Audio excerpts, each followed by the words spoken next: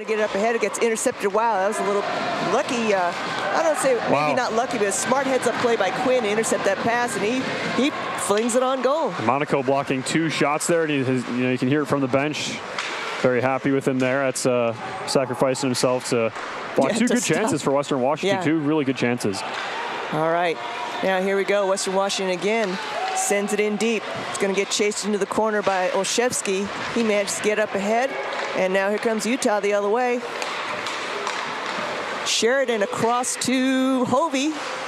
Hovey ends up in the corner. Drops behind the net to Torrey. Big scramble in front of the net. Puck is still kind of bouncing around in that low slot. And finally, here comes Western Washington the other way. Looks like that was Pearson. Carries it across the blue line. Puck ends up in the corner. Keegan's back there. Sheridan's back there. Puck is still kind of pinned up against that board over in the corner. 14:50 left in the first period. Utah with a 1-0 lead, scored in the first 20 or 32 seconds of the period. All right, puck is still bouncing around the Utah zone. Finally gets scooped up by Sheridan. He sends it ahead to Worth, who sends it to Hovey. Gets ahead of him, though. Hovey's got a little room to skate, gets by one, goes for the backhand, and then the forehand. He totally dekes out Sanders, and he's now 2-0 at 14:25 in the first period. I mean, that's just a beautiful play there from Hovey. I mean, he just comes right in and into the zone and makes a nice move. He waits for the goaltender to commit, and then he just goes right around him and puts it in the back of the net. I thought he was going to backhand it. Right, yeah, and he got the goaltender. That's that first move that gets the goaltender to commit. Once that goaltender's committed, that's about all you can do right there. Just put it in the empty net, and nice play there by Hovey to recognize that and make a really nice head fake in the deke, a nice fake backhand shot, and he just tucks it in past the pad of the goaltender, and Utah very quickly out to a 2-0 lead. All right, folks, so Utah again controls the puck off the draw, but not for long now. Western Washington comes up with it. Oh, and that pass gets picked off by O'Shea. He carries across the blue line, but then he gets tied up, gets picked up by Indy, and he's got some room, and his shot goes wide. Puck is bouncing right now. Here comes Western Washington the other way. That looks like that is number 15, Sway. He goes down, but no penalty. And the puck squirts back out. Andy picks it up, carries across the blue line. He's got O'Shea in the center. He's also got Furlong on the other side. Now the puck's bouncing around. Now Tomczyk tries to pick it up. Wiener, he's looking around. He's got some room. Back out to Furlong, but it gets past him and all the way out. So, here's a breakaway by Pryor. O'Shea's trying to defend him hard, and O'Shea, unfortunately, hauls him down, gets the penalty, and gives up the goal. Unbelievable play by Pryor here. If we had a replay, we should wind this back to where it starts in the Western Washington zone. And if you can do this, rewind the broadcast and watch this, because he makes it an excellent defensive play. He's playing where the puck is going to be. That's what Wayne Gretzky said, right? A good player plays where the puck is going to play, right? And so he's anticipating the pass, and then boom, he picks it off, and you could tell he's got a lot of speed. He's one of the more skilled players on this team. He's the captain, and then he just finishes it off with a beautiful move. But it all starts from anticipating where that pass is going to go. Great defensive play by Pryor. Recognizes that where Utah was going to try and send it to the point down the near side. And then he takes it the length of the ice and gets a beautiful goal. That's a huge goal for the Vikings. He gets a goal and Vikings. A power play afterwards. So O'Shea sits for 2 minutes for tripping. Now Western Washington goes in the power play. Yeah, great heads-up play there, and he totally caught O'Shea on his back foot, going the wrong way, and he said, okay, I got wide open ice, here I go. You could kind of see it just starting from right here. He was starting to skate forward as that pass was going to be released, and he just makes a great play, playing where the puck is going to be, not where it is, and that's what Wayne Gretzky said. Like I said, that's what he said, and yeah, he has himself a goal for playing like that, so really great play by Pryor, and it's a big goal for Western Washington to get some momentum in a building that I don't think they've ever actually played in before, and so getting some momentum is huge, and now Utah's going to have to respond. Right, and of course that turns a 2-goal lead into a 1-goal lead, right? Right, halves that deficit. All right, so we still have 1:05 left in the period, and looks like we have icing committed by Western Washington, so we're going to have a face-off back in their end. Looks like it'll be to the left of Sanders. Utah decides it's a good time for a line change. They are still a player down. And it looks like that's going to be Hill facing off against, is that 31 or 34? Must have been Quinn. Oh, nope, it was Brubik. Brumbaugh, sorry, one of the Brumbaughs. We have two Brumbaughs in there. We have Curtis and Brett. So that must have been Curtis. Meanwhile, now the puck's in the Utah zone. Utah trying to get it out, and finally they do. They send it all the way down. 39 seconds left in the power play for Western Washington. And I think, as you mentioned, Patrick, they've got a little momentum. Now, if they score an evening up goal, that's going to be really huge for them because we basically go back to square zero. Of course, going off sides, and that's not going to help. Yeah, I don't know what he was thinking there. That's number 5. Yeah, he just put the brakes on. Well, he started like he was stick handling with it, and he like literally skated into the zone first and then brought the puck in with him afterwards. And so that's just a little bit of a fundamental error. But regardless, we'll have a face-off. And puck squirts loose, and Utah quickly sends it off to in the other direction. Sanders trying to get it out to Pryor. Pryor starts to break up from his own zone. Got plenty of room, so he sends a pass up ahead to Brumbaugh, excuse me. And Western Washington shot on goal, one save by Jurgic, and then looks like Pryor is that Brumbaugh. Curtis Brumbaugh is there to pick up the rebound, and as easy as pie, he has Jurgic completely out of position because he made the first save, and it is now a tie score with just 2 seconds left in the power play. So Western Washington capitalizes on the power play opportunity. We're back to square zero, folks. It's 2-2. At 11:35 in the first period. Big red flag for Utah. Brumbaugh was just standing there all alone. By himself. He was able to clean that up, no problem. And for Utah, that's something you got to keep an eye on. I mean, both teams kind of actually getting their will in the slot on each side. Utah's had some wide open chances where Western Washington's defense collapsed, and now Utah, same exact thing happens to them. And there you go. The momentum that from the first goal, Western Washington just erased that 2-goal deficit, and we're a brand new game all over again. But really nice play to find the open space there by Brumbaugh, and for Utah, that's just a total defensive breakdown. Yep, and they absolutely cannot let that happen, especially, going into the break, you want to go in, you want to go into the winter break with some wins, yes, especially against a team who's ranked quite a few slots below you. You don't want to end up playing catch-up against them, in the later periods. Right. All right, here we go. Breakaway by... Oh, boy, folks. It's going to be one of those days. Breakaway by Reed Pittman, and he makes no doubt about it. He sinks it in top shelf. We're now 3-2 Utah at 11:18 in the first period. It's going to be one of those days. Yes, same thing for Pittman here. He kind of anticipates the play more on the left side of the ice on the Utah side of the zone, and then he finds some open space with some speed and sticks it 5-hole. What a nice shot by Pittman. I mean, the quick wrister. Goaltender really didn't have any chance. He just was going to tuck it 5-hole with the speed he was coming in with that momentum, and now Utah retakes that lead. Nice goal there by Pittman, 34 in white. Yep, very nice goal. All right, folks, so it's now 3-2, and we're still only in the first period. We haven't even gotten to the second half of the first period. And a shot by Torrey, glove saved by Sanders. Now, Western Washington comes into town with only one goalie. Apparently the other goalie didn't travel, so Sanders is going to be a very busy young man this weekend.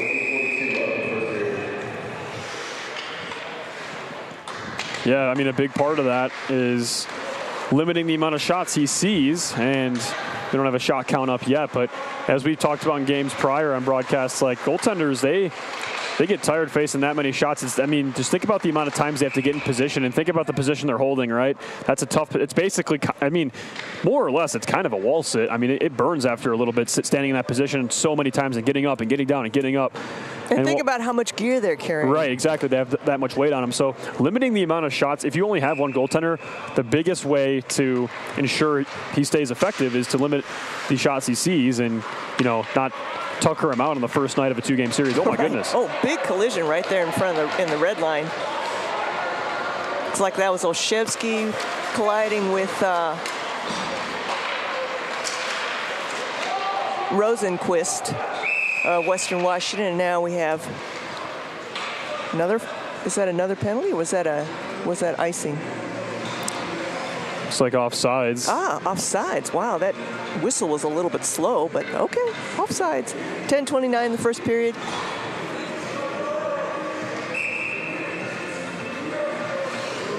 So Andy's going to face off against Brett Brumbaugh. Utah wins on the draw. Getting set up. Starting to break out from their own zone. Boy, Pryor's not going to let them get out without some checking. Wiener goes for a shot. Nice stick save by Sanders. Yeah, Andy managed to keep it in. Western Washington just kind of let him have that shot, just right between two defenders. Oh, and O'Shea goes for a shot, and we have a goal. That was a rebound off of the first save, and O'Shea follows it up. Yeah, they just kind of let Wiener just skate through the neutral zone, across the blue line, through the circle, and like, well, I might as well shoot. And now O'Shea picks up the rebound for goal number 4. And so Utah... 5. Looks like goal number 4. Oh, goal number 4. Sorry, I'm looking at the scoreboard. Utah, confused. Just as quickly as they gave up a 2-goal lead, they take it right back. So lots of goals. Yeah, as Nina said, 6 goals in the first period, and we're actually not even halfway through the first period. We have 2 seconds before we're through. We're halfway through the first period. All right, folks. Here we go. Puck drop again in center ice. Kind of bouncing around a little bit still. Oh, and a couple players go down in a heap. And Utah recovers. Sheridan up ahead. Nice little pass ahead to Hill. He carries across the blue line. Ends up into the corner. Behind the net. Oh, and another player goes down. Looks like that was Porter. Western Washington comes up with it. Hill is going to get called for a penalty, and I didn't see anything wrong with that check, but there might go for a boarding call. There's a couple of hits that happened right there that could both go for boarding calls on both teams. On both teams, but, right. I'm interested to see what the call is.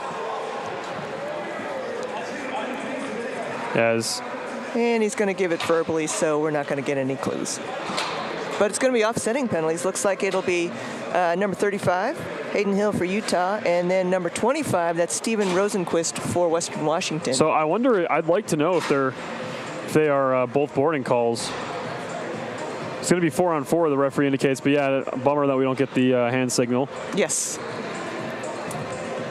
We love it when they do that. They just give it verbally and make it like a guessing game for us up here, because we're sitting way up here, not down by the official scorekeeper's table. Typically the official scorekeeper does not actually have a door in that scorekeeping box. I think if you get rid of that door, then it forces them to give it. They actually have to do the hand signals. Well, no, they still have the little hole in the ice. I guess, yeah. No. They just do that just to make life interesting maybe for us. we should take away the hole and the door. A petition from the broadcast team. There you go. Just put a big piece of a cardboard right over the hole. Put on the cardboard, give hand signal. Yeah. Please and thank you. Yeah, right. All right, shot by Osola. Stick save by Sanders. Still in the Utah zone. 1:38 left in the offsetting penalties, and Sheridan lets one fly. That's a nice little slap shot. Sanders makes a glove save. Yeah, nice save by Sanders. Tracks it down, no problem. Utah wasn't able to get a tip on it, so just goes right into his glove, makes a nice save, and we get a stoppage. We're finally halfway through the first period, and we do have 6 goals in total. Yes. We also apologize because it looks like maybe our live stats isn't working right now, which is why Patrick and I can't give you a shot count, a shots on goal count right now. Hopefully we'll get that squared away, but for now, as Patrick said, it is 4-2. All right, Hovey carries across the blue line, skates it into the corner. Centering pass, gets by Everett. Really good defense there by Western Washington. The puck trickles out. Monaco picks it up. Lead pass ahead to Olszewski. Shevsky dumps it in. I don't know if that was a pass or a shot. Anyway, Sanders gloves it up. We'll have a face-off in the Western Washington zone. Looks like to his right. Sounds like offsetting boarding. Yes.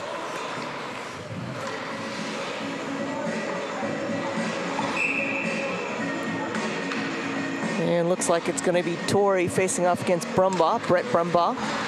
And on the draw, Western Washington gets the puck. That was a nifty little knockdown by Pryor. Anyway, puck ends up in the Utah zone, picked up by Jackson. Yeah, Pryor is probably the best player on this team. He is a very skilled hockey player. Yeah?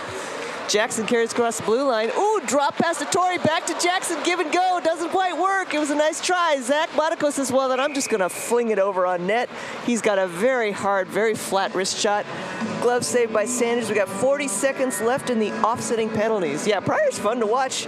He just needs a couple of line mates to, back him up. Depth, yeah.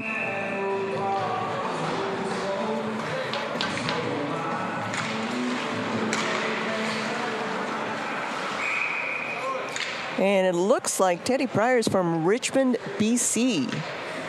So probably grew up playing hockey, watching hockey. Yeah, just north of the border, but I mean, it's all pretty close up there, right? I mean, yeah, you got Bellingham and Vancouver. Bellingham and Richmond are pretty close together, I believe. I think Richmond, isn't it a suburb of Vancouver? I believe so. Yeah. All right, puck is still kind of bouncing around in the Western Washington zone. We got 20 seconds left in the offsetting penalty, so we're still skating 4-on-4. Utah managing to keep it in. Garrett Jackson across to Torrey. Out to the point to O'Shea, who sends it back into the corner. It's going to get picked up by Jackson. Cycles it back up to O'Shea, all the way across ice. Ooh, just out of the reach of Tomacek, but he manages to hang on to it, and then he flings it in. Nifty little glove save by Sanders, and that ends the penalties. Both teams back to full strength. No goals scored on those, on that offsetting penalties.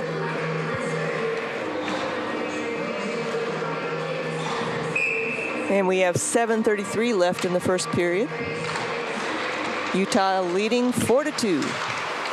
O'Shea dumps it in. Beautiful tip by Endy, and it goes right into Sanderson's band. Endy's looking at the ceiling. He really wants that one back. That's as good as a tip as you're going to see. I mean, that was well executed, and Sanders, give him credit because he was up to the task there. That's a tough save to make on a very good redirection there from Utah. You pretty much just have to cover the angle and hope it goes your way. Right. So it's a guessing game.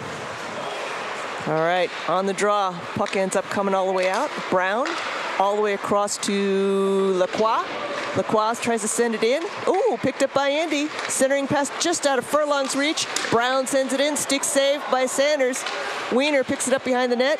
Skates it around. Back out to the point. Across the slot. Out to Lacroix. Lacroix sends one in. Stick save. Wow, that was a nice save by Sanders because then he realized he got to get the rebound because Brown and Endy were right on top of him. There's a little action for you. 6:59 left in the first period. And oh, look, we've got shots on goal. Woohoo! So, shots on goal for Utah, 14. For Western Washington, 3. And that looks about right to me, anyway. Utah's definitely been having more opportunities than Western Washington. Although, Western Washington, you got to figure they're making them count. 3 shots on goal, 2 of them went in. If you can keep that up, keep that percentage of your shots going in up, you're probably going to win the national championship. Yeah, right. All right. Oh, and then puck kind of comes loose. It's going to get carried behind the net by Quinn. And a one-timer by number 15. That's Nicholas Sway. Puck ends up still behind the net, picked up by Hill. He sends it ahead to Worth. Worth has Porter on his left. Oh, and it gets a nice defense there. Gets sticked away.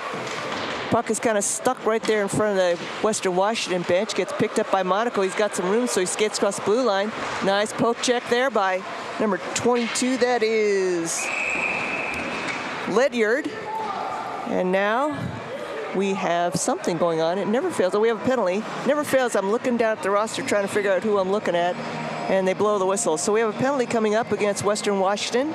It's going to be holding, and that will be who's skating to the box here. Number 34, that's Mr. Quinn. Mr. Quinn had the first penalty of the game, and now he has another one.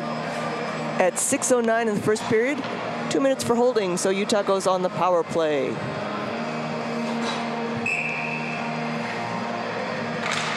And on the draw, Utah controls. O'Shea, back to Worth, back to O'Shea. Oh, sorry, that's Wiener. O'Shea lets one fly that goes wide. Torrey, back to Wiener. Oh, almost sticked away. O'Shea tries to get it back to Wiener, but it hits Pryor's skate and bounces all the way out. So Utah comes back out to regroup. Drop pass. Again, another stick poke check by Pryor breaks up another play by Utah. So Torrey picks it up behind his own net. It's being pursued by Brett Brumbaugh. And lead ahead to Jackson, back to Torrey. Torrey's got a little room. He carries across the blue line, gets by one, gets tied up, puck goes in the corner. Wiener back out to the point to O'Shea, back to Wiener, back to Jackson, back to Endy, and Endy lets fly. Sanders gets a piece of it. Nice save by Sanders. Boy, he was going to get split in two on that one. That's a good play by Utah to find Endy. He was kind of wide open in that lane and was able to fire a shot with no hindrance in front of him there, and he makes a good shot, but it's a good save by Sanders, and credit Utah for finding that lane. And that's that passing game that we had been talking about, right? Like just bam, bam, bam, 3 passes, and Indy's, got a shot. Yeah, well, I mean, watch right now. Utah's going to try and pass. There you go. Osola. Passing it very well. Out to Fene. Pad save by Sanders, back to Fene, back to Hovey. Hovey out to Monaco. Back into Fene. Fene's going to, that was Hovey. And then Monaco with a one-timer, another really good save by Sanders. Sanders is a very good goalie. He just needs more defense in front of him. He needs some more help in front of him.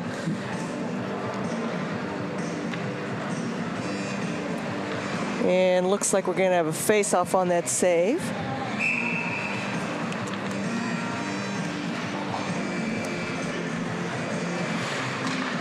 And looks like Sanders, I mentioned that they only dressed one goalie, and it looks like Sanders is the only one with any time. So even the second goalie, he doesn't have any minutes. So he's their number 1 goalie, maybe their only goalie. Monaco, and a deflection there by Hovey, but it goes wide. Hovey picks it up. 19 seconds left in the power play for Utah. Hovey lets one fly, stick save by Sanders. And then Pittman picks it up. Back out to Fene. Fene all the way across to Hovey. Time's running out on his penalty play. Shot goes wide, picked up behind the net by Fene. And now here comes Quinn. He comes out and joins the party. Both teams back to full strength. 4 minutes left in the first period. Monaco has some room, skates through the circle. Another save by Sanders. Osola to Fene, back to Hovey. He goes down in a heap. Puck ends up behind the net. Western Washington tries to wrap around, and Sheridan's unable to keep it in, so Utah's going to dump it in and go for a line change. Western Washington's going to dump it all the way across, and I'm not sure what the point of that was, because that is obviously icing. And worst of all is they're not going to be able to change the line, because I have a feeling that's why he did that. Yes, and you got some tired players out there for Western Washington. They just finished killing that penalty, and they're bushed. So understand why you want to try and send it down, but you did not accomplish your goal. All right, here we go on the draw. Western Washington controls. Nope, Utah. Porter back to Worth. Worth skates into the corner, then back behind the net to Lacroix, who gets tied up. To Worth, back to Worth. Worth goes for a centering pass, but it bounces, skitters aside, and now it's kind of bouncing around, and Lacroix unable to keep it in. Sends it across to Pittman. I'm sorry, to Porter. Porter, centering pass, doesn't get through, bounces back out. Now here comes Western Washington the other way. It's going to be Brumbaugh to Pryor, I believe. Saved by Jurgic. Puck ends up in the corner. And now here comes Porter. Oh, and he goes for a stretch pass to Hill. It's just out of his reach. Oh, big pileup in the corner. Puck ends up bouncing around to the other side. Western Washington trying to start something. Unable to get it out. And Lacroix, Tomczyk keeps it in and lets a shot go fly. Goes wide. Now it's going to be picked up by Porter. Porter trying to get it up to Worth, who sends it back in. Ends up behind the net. Hill's got it. He's looking for a centering pass. He tries to go for a sneaky little wraparound. Sanders just pounces on that one. We've got 2 minutes, 9 seconds left in the first period. Utah again leading 4-2.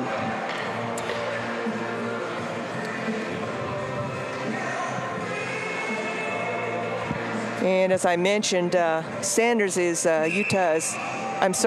Western Washington's only goalie. Now for Utah, we have all 3 of our goalies are kind of spending differing amounts of times. Our goalie with the most minutes is Jack Nowicki, and then Jamie Jurgic, who's starter tonight, has got about 320 minutes coming into this game, and then Adam Ruslow has 160 minutes coming into this game.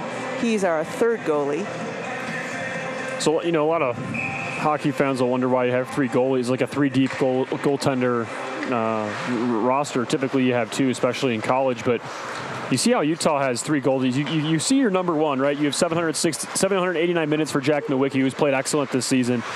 But it's super important to give those other guys, especially if they're young and going to be in the program for a little bit, game time experience. And so you see the minutes spread between 3 goaltenders. You have 789 minutes, 320 minutes, 160 minutes. So it's good to see that head coach Cornelius is kind of giving his goaltenders a shot, right? Because it keeps them happy, right? Because it's obviously college. They can also transfer if they don't like the minutes they're getting. We've seen that with goaltenders in the ACHA before.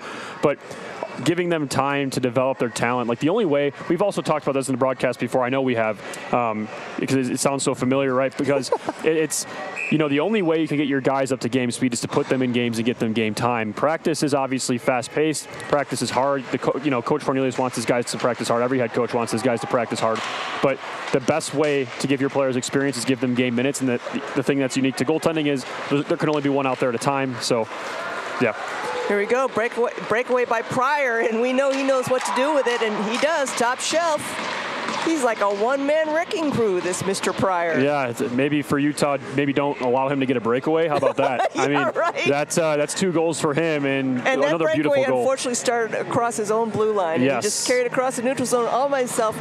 Outpaced the defense, just left them standing flat, whizzed by them, and Jurgic. I mean, what are you going to do? No, it's not him. Right? No, there's not much you can really do when you got the player at this, Pryor, the player at his level, right? I mean, he's just going to roof that thing as high as he can, and it's going to go in the back of the net. It's a really nice play by Pryor, and he's showcasing his skills tonight. And Western Washington, by no means, is out of this game. It's now a 1-goal game. It's now a 1-goal game. All right, shot by Sheridan, saved by Sanders. How about 7 goals in the first period? I mean, maybe more. At least 7 goals in the first period. 57 seconds left in this first period. You don't know. I know. I don't think I can remember the last time I saw this many goals in the first period. I mean, unless there was like a real mismatch, just a total mismatch between the teams. But both teams scoring, right? 4 and 3. I mean, that's a lot of goals. And if our stats are correct, Western Washington scored 3 goals on 4 shots. Glove save on the shot by Brown. And so we'll have a quick do-over. Yeah, talk about efficiency, right? Well, and aren't 2 of those Priors? They are. 2 breakaway goals, right? So, I mean... Yeah, that's hey, but it doesn't matter. There's no pictures on the scorecard, as they say. So you know what? If if you get 3 goals, you get 3 goals. You get 3 goals. If they go in, they go in. Right. But for Utah, I'm a little disappointed in the way they're playing because they looked really, really good last weekend, and they played some of the top teams in the West. And that was during region. Our showcase when they had a lot of games. Yeah. And they looked fantastic against some of those really tough teams, but tonight they just can't really seem to put everything together. I mean, you got 4 goals, but on the defensive side, it's really not going super well for them. And they become in bursts, right? We're not seeing this like kind of possession and dominance, like you like to say, enforcing their will. Right. Yeah. Sort of exactly. possession. No, exactly. We're not seeing that, and this is something. This is by no means not trying to disrespect Western Washington, but I mean theoretically on paper, this is a team that you should be dominating, right? And we know that's not always the case. 37 versus ranked 21. That's a pretty big gap. Right. So I mean, theoretically, you should be at least controlling play, and no team is really controlling play. It's a lot of back and forth. It's a little bit sloppy, but like I said, doesn't matter. There's no pictures on the score sheet, so it doesn't matter. If you're going to win a game by 4-3, you're going to win a game by 4-3. So you know what? For Utah, I think if they just got to come out. They look a little bit lethargic. I get it. Thanksgiving dinner, I am too. But I mean, just come back out with some energy, and I think Coach Cornelius will kind of instill that into his team. Yeah. I sure will. So we are also going to take a little break. Once again, Utah leading 4-3 after 1 period. We will be back with you for the second period. Don't go away.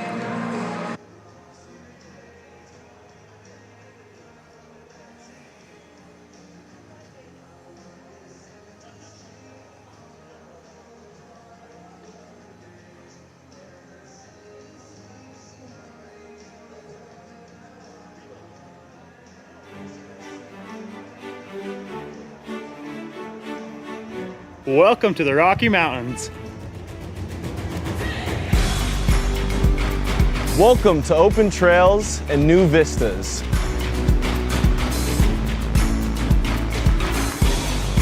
Welcome to stunning Red Rock.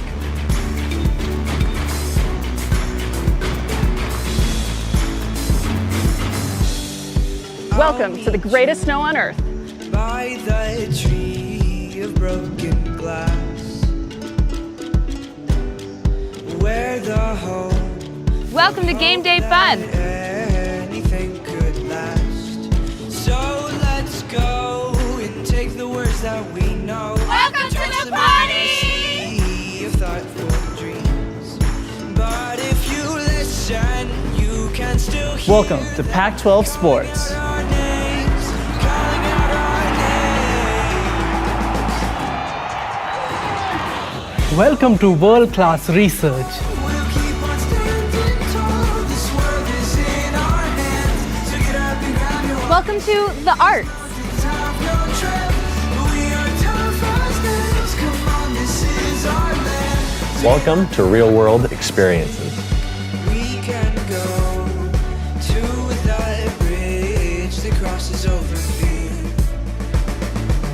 Welcome to a great education. Love and what it does to those they hold near. So let's run till the water. Welcome to new friends. We can toss our worries far away from our hearts. And if you listen, Welcome to the time of your life. not hear them calling out our names, calling out our Welcome to all you can imagine. Though we might faint and fall, we'll keep on standing tall. This world is in our hands. So get up and grab and walk and see. Those gray clouds look close, but we have come and gone. Welcome to the University of Utah. So get up and grab and walk and see.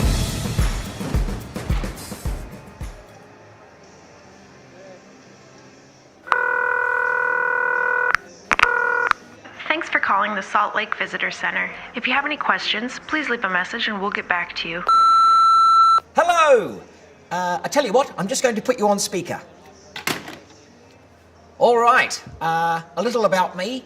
I'm a bit of a phenomenal skier, so I want to take my family on a vacay, which is short for vacation. Hope you don't mind the abbreviations. I'm just short of time today, so I need to sort of hurry things along. Just a few simple questions for you. They call Salt Lake Ski City, but you do ski in the mountains, right?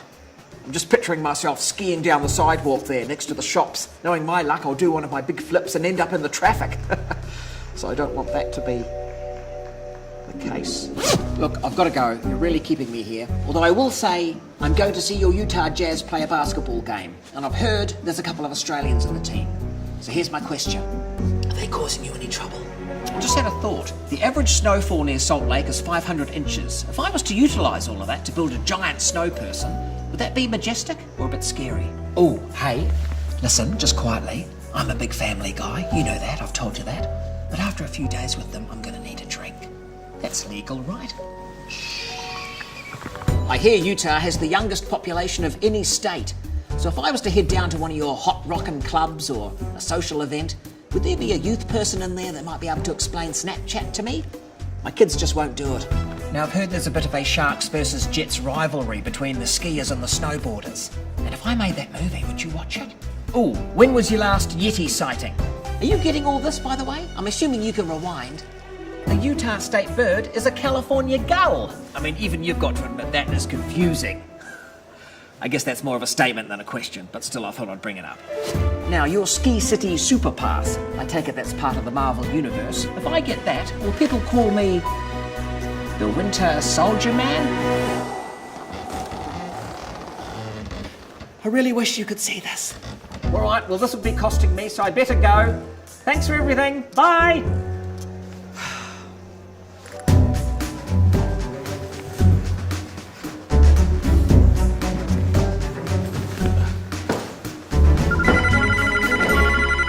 Hi, this is Beth from the Salt Lake Visitor Center calling you back to answer your questions. First off, yes, you can absolutely drink here. We'd prefer if you ski in the mountains, and I'm happy to call you Winter Soldier.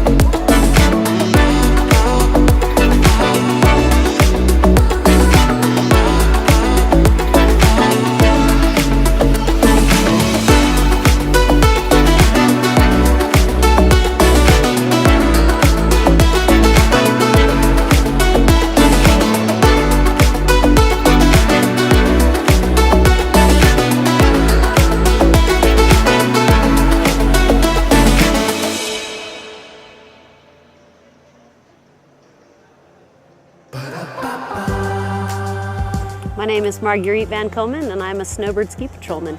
My dog's name is Frank. What a good boy, huh? What a good boy you are. I start every morning waking up and having breakfast with the dog, and then we finish every day having dinner together, but everything in the middle changes. We train them using their own instincts, so instead of hunt for dinner, they're hunting for humans. A lot of thought goes into choosing these dogs. Number one, they've got to be able to handle the cold. Number two, they got to be pretty hardy.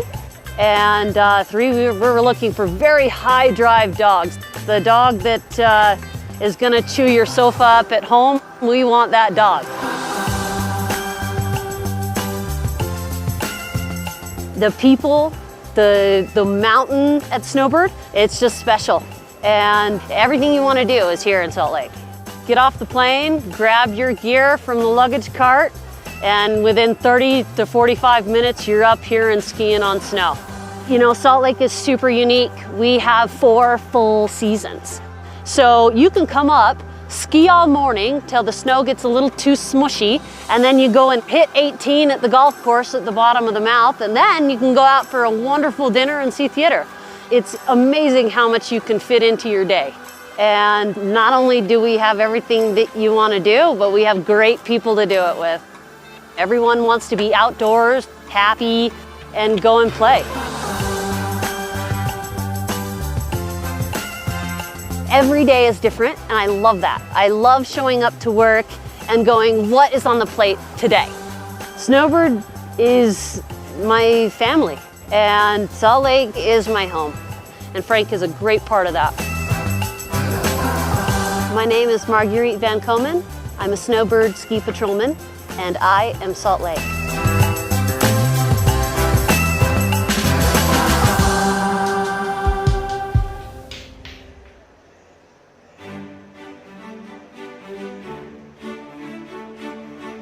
Welcome to the Rocky Mountains. Welcome to open trails and new vistas.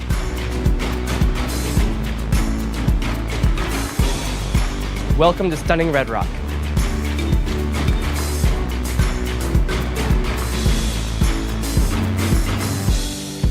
Welcome to the greatest snow on earth. By the tree of broken glass, where the home Welcome to Game Day Fun. anything could last. So let's go and take the words that we know. Welcome to the party! Sea of thoughtful dreams. But if you listen, you can still hear Welcome to Pac-12 Sports. our names, calling out our names. Welcome to world-class research. We'll keep on standing tall. This world is in our hands. So get up and grab your walk. Welcome to the arts. Have no trip. We are tough as nails. Come on, this is our land. Welcome to real-world experiences. We can go to the bridge that crosses over fear. Welcome to a great education. Love and what it does to those they hold near. So let's run till the water Welcome to new gets friends. sun. We can toss our worries far away from our hearts. And if you listen, Welcome to the time of your life. not hear them calling out our names, calling out our Welcome to all you can imagine. Though we might faint and fall, we'll keep on standing tall. This world is in our hands. So get up and grab your walk and see. Those gray clouds look close, but we have come and gone. Welcome to the University of Utah. So get up and grab your walk and see.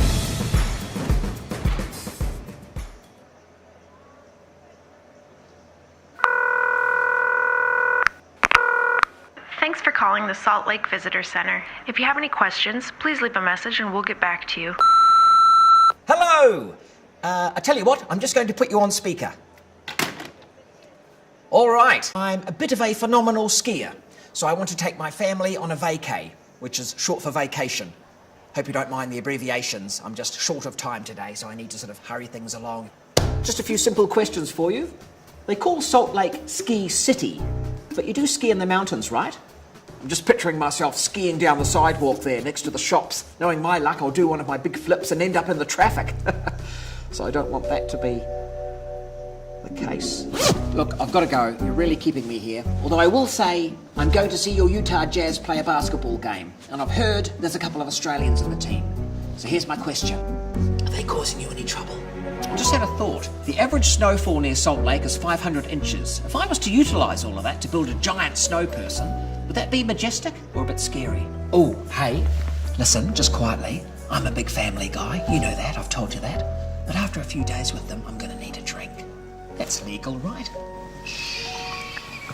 I hear Utah has the youngest population of any state. So if I was to head down to one of your hot rockin' clubs or a social event, would there be a youth person in there that might be able to explain Snapchat to me? My kids just won't do it. Now, I've heard there's a bit of a Sharks versus Jets rivalry between the skiers and the snowboarders. And if I made that movie, would you watch it? Oh, when was your last Yeti sighting? Are you getting all this, by the way? I'm assuming you can rewind. The Utah state bird is a California gull. I mean, even you've got to admit that is confusing. I guess that's more of a statement than a question, but still I thought I'd bring it up. Now, your Ski City Super Pass, I take it that's part of the Marvel Universe. If I get that, will people call me the Winter Soldier Man? I really wish you could see this. All right, well, this will be costing me, so I better go. Thanks for everything. Bye.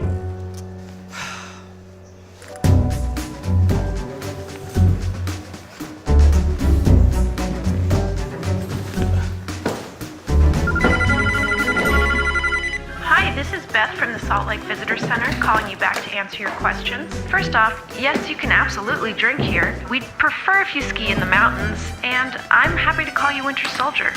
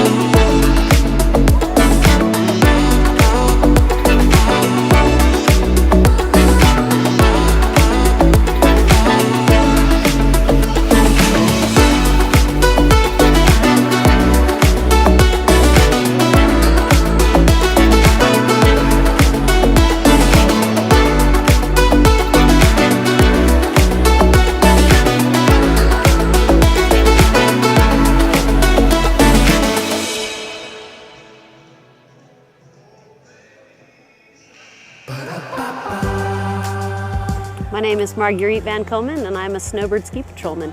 My dog's name?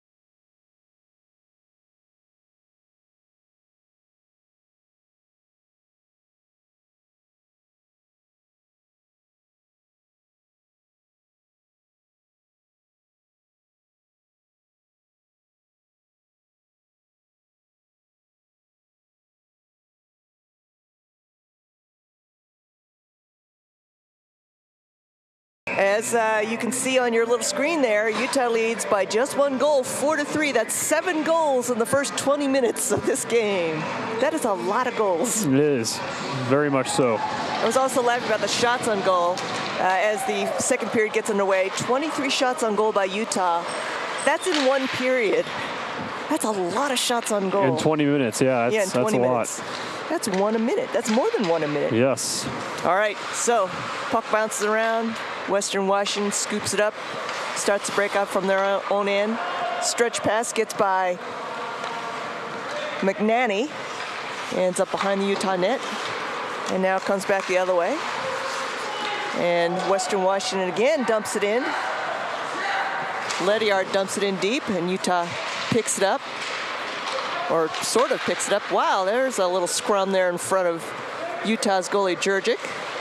And of course, the teams have switched sides, so Utah's now defending the goal on your right, and Western Washington is defending the goal on your left. Here's a chance by Pryor. He's going to carry it into the zone himself, being checked by O'Shea. Finally, puck ends up squirting back to the other side. Looks like that might be Curtis Brumbaugh in the corner. I'm not 100% sure. A couple of Utah players there, a couple of Western Washington players. Finally, puck squirts out. And we have a delayed penalty coming up, but looks like I think that's going to be on Utah.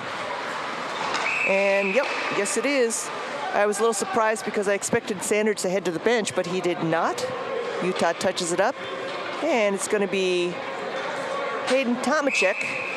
He's going in 2 minutes for hooking and unsportsmanlike. Oh. Well, that's the signal I saw. That's, no. So the initial call was hooking, and then I saw the unsportsmanlike signal, unless I'm wrong about the signal. No, that is the unsportsman signal. You people can't see it. I'm demonstrating to Patrick to make sure that I'm not losing my mind. Well, I could be losing my mind about other things. And, we have 2 people going into this, so that's the second. So they weren't both on Tomczyk. So Tomczyk gets the hooking. Hayden Hill goes in, I believe, for the unsportsmanlike. All right, and on the puck drop. So that means now Utah is going to have to defend shorthanded just by 1. The unsportsmanlike doesn't take another player away from the off the ice. So they're defending 4 against 5. And looks like they're going to go for a shorthanded chance. Wiener crosses the blue line. He's supported by Andy, and Wiener's just going to skate it all the way in. Sanders makes the first save. Rebound gets away from him. Wiener tries to get the pass out to the point, and Utah Lacroix is able to keep it in, but then it pops back out. So Andy's going to skate around with it, dump it back in. Decides just to go ahead and dump it back in. 1:24 left in the Western Washington power play. And now Western Washington's trying to get across the zone, but Utah does a good job of flinging it back the other way.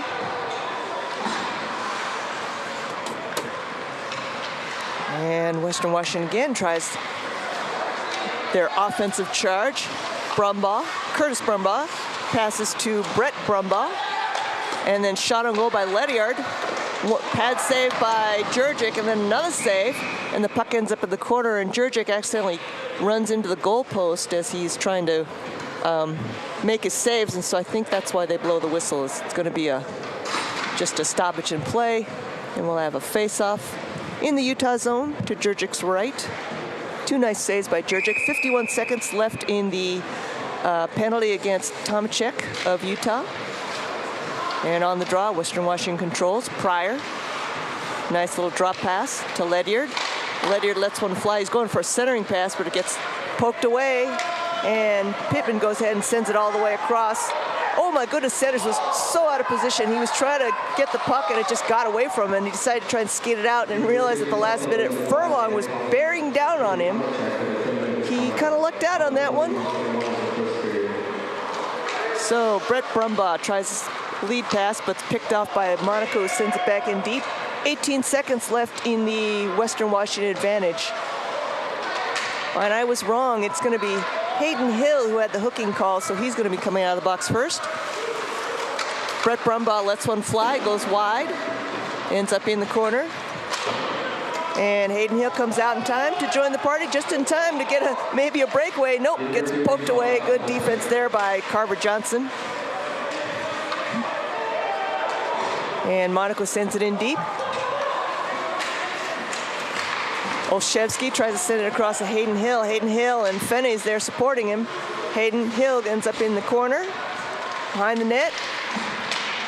Fenne manages to get the puck out, fighting for it still behind the net. He sends it out across, and it's going to get picked up by Shapiro. Shapiro tries to get it up ahead to Hay. Hay sends it in deep. It's going to get picked up by O'Shea, or maybe not. Osola, nice little drop pass ahead to Fenne, but he gets tied up by two defenders. Osola picks up the pass, and Western Washington clears the zone. O'Shea picks it up in a neutral zone. We have delayed penalty on Western Washington now. So Jurczyk hands it to the bench, and Utah has an extra skater on the ice. But that doesn't really last for very long. And looks like it's going to be another hooking call. Yep. And this time it will be number 26. That's Patrick Pearson, one of our alternate captains for Western Washington. He's going to go in 2 minutes for hooking. And I believe this is his second penalty of the game. I think a couple. Well, I guess they have a shorter bench than Utah does. Western Washington does, but yeah, there's a couple players that have multiple penalties for Western Washington this evening. Quinn has 2, I know. And then looks like Mr. Pearson now picks up his second one. So Utah goes on the power play. Nice little backender by Indy. Boy, that was pretty. Yes, it was. You can hear the oohs and ahs from the fans here. Wow, that was what a nice shot. That was NHL style. Yeah, Indy received it on the front curve of his blade, but he was in the wrong position to turn around, so he just took his stick, picked the blade of the stick up over the puck, and then backhanded in. Actually got enough lift to top shelf and hit the back post of the goal, and it is now 5-3 Utah. That was a pretty one. Yeah, it kind of reminds me of Connor Bedard's goals you see on the Blackhawks, just roofing a backhand shot, almost no look too. He kind of did it in that sort of way, and he didn't even have to take a step. He just knew where the net was relative to him and let it fly. All right, Utah goes for a shot, and Sanders makes the save. Of course, Western Washington now back to 5 players on that power play goal by Zeke Endy. And we have a face-off in the Western Washington zone. On the draw, Jackson picks it up. Oh, and he lets fly, but it doesn't have a whole lot on it, and slides behind the net, and now Western Washington tries to clear it out. It gets by Shapiro. Gets picked up instead by Monaco, tries to get a pass up ahead to Torrey, but instead it gets dumped into the back of the net by Brown. Hovey picks it up. Jackson fighting for it, still in the Western Washington zone, back to Hovey. Hovey lets the shot fly, but it looks like it hits somebody's stick and goes into the corner. Brown keeps it in. Hovey tries to go for a setting pass, instead it gets picked off by Hay. He gets tied up. Puck is, believe it or not, still in the Western Washington zone, and now it comes out. And Utah picks it up. Brown's going to pick it up in the neutral zone. He's got some room, so he's going to skate it across the blue line. Into the corner. Sends behind. Oh, he sends for a centering pass. I thought he was going to send it behind the net, but instead of a centering pass, it gets sticked away. And now here comes Pryor. Watch out. This man can fly. Nice defense by Furlong. And then he tries to hit the back of Jurczyk to get it in, but that doesn't work. And now Brown picks it up behind the Utah net. Up to Furlong. To Wiener, who picks it up. Skates it by. Oh, puts the brakes on. I thought he was going to skate behind his own net. He puts the brakes on, gets the pass up ahead to Furlong. Up to Pittman. Pittman's got some room. He goes across the neutral zone, across the blue line, lets one fly. Nice save by Sanders. Puck ends up in the corner. 13 minutes, 38 seconds left in the second period. And Utah still out shooting Western Washington by at least 3 times. 23 shots on goal for Utah, 7 for Western Washington. Now the puck squirts loose, and Lacroix is going to have to chase it back. No icing. Up to Pittman. Up to Wiener. Wiener skates it across the blue line on the left side. Through the circle, gets by one. Oh, beautiful centering pass to O'Shea, and his tip-in gets deflected by Sanders. Andy picks it up, and then again to Fene. Puck is bouncing around the air. Fene's unable to control. Still pinned up against the boards there. Finally, Andy tries to get it loose, but Western Washington managed to swat it away, and it's going to end up in the Utah zone. Lacroix chasing it into his own zone, no icing. Taps it back to Andy. He's trying to get it across. Nice pass by Fene to Andy. Andy's got Osola in the slot if he wants him, and he does. And Osola lets one fly. Ooh, and he goes down in a heap. Looks like he's okay. Another backhander saved by Sanders. And Western Washington finally does clear the puck out of the zone. Gets sent right back in by Sheridan. Scooped up there by Ledyard, who tries to send it around. Intercepted by Sheridan. Now it's going to be in the corner. Osola picks it up. Skates behind the net. Out to Olszewski. Back to Osola from the circle. Oh, hits somebody's skate, but he retrieves his own rebound. Tries to backhand it. Sheridan was there, but it still gets sticked away. And now here we go. Looks like it might be a breakaway. That is number 26 by Western Washington. And he tries to go for a backhand. That was Pearson. And he was unsuccessful. Nice stick save by Jurczyk. And now it's going the other way. And he's going to chase it into the Western Washington corner. Behind the net. He goes ahead and flings it at Sanders. It looks like it's going to go wide. Olszewski's there to break up a pass. And then it gets picked up by Curtis Brumbaugh. He gets ridden off the puck, though, by Hayden Hill. And now here we go. Fene's got some room. He's got to get by one. And he gets tangled up. Puck ends up by the boards. Porter comes in, trying to help out. Got a pile of bodies. Still no puck. Olszewski sends it in. Hill knocks it down. And finally, Western Washington does clear the puck. And we are going to have icing. It was a little bit of frantic defense by Western Washington, put a little too much zip on it, and so we're going to bring the puck back into the Western Washington zone. It's 10:47 left in the second period. Yeah, you find teams with short benches obviously shouldn't ice the puck, but they actually end up icing it a little bit more because they have less players, because they get tired fast, and then they try and clear the zone, and sometimes they do that in such a way that allows for an icing call. And you see that there with Western Washington. There's been multiple times where an icing call has been made, and Western Washington's had very tired players out there. Yes. And they're unable to make the change they need. Yes, and you know, in Utah has to recognize that and take advantage in those situations, because Utah can make a change on an opposing icing. So, right. Match up your players well with. And try and get the matchups you want to try and get a goal.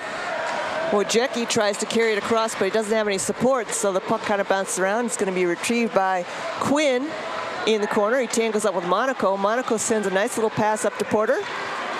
Up to Hill. Hill carries across the blue line. Oh, and it gets sticked away. And we got a penalty coming up. I'm pretty sure it's going to be on Western Washington. Porter goes down in a heap. He was looking for a centering pass. He goes down in a heap. And as soon as I see the number, he's got some great hair flow though going. This would be number 7. I think that's Carver Johnson. Yes. And he's going to go 2 minutes for interference. He does have some beautiful hair coming out of the back of his helmet. So Western Washington's going to have to go on the penalty kill for 2 minutes at 9:50 in the second period.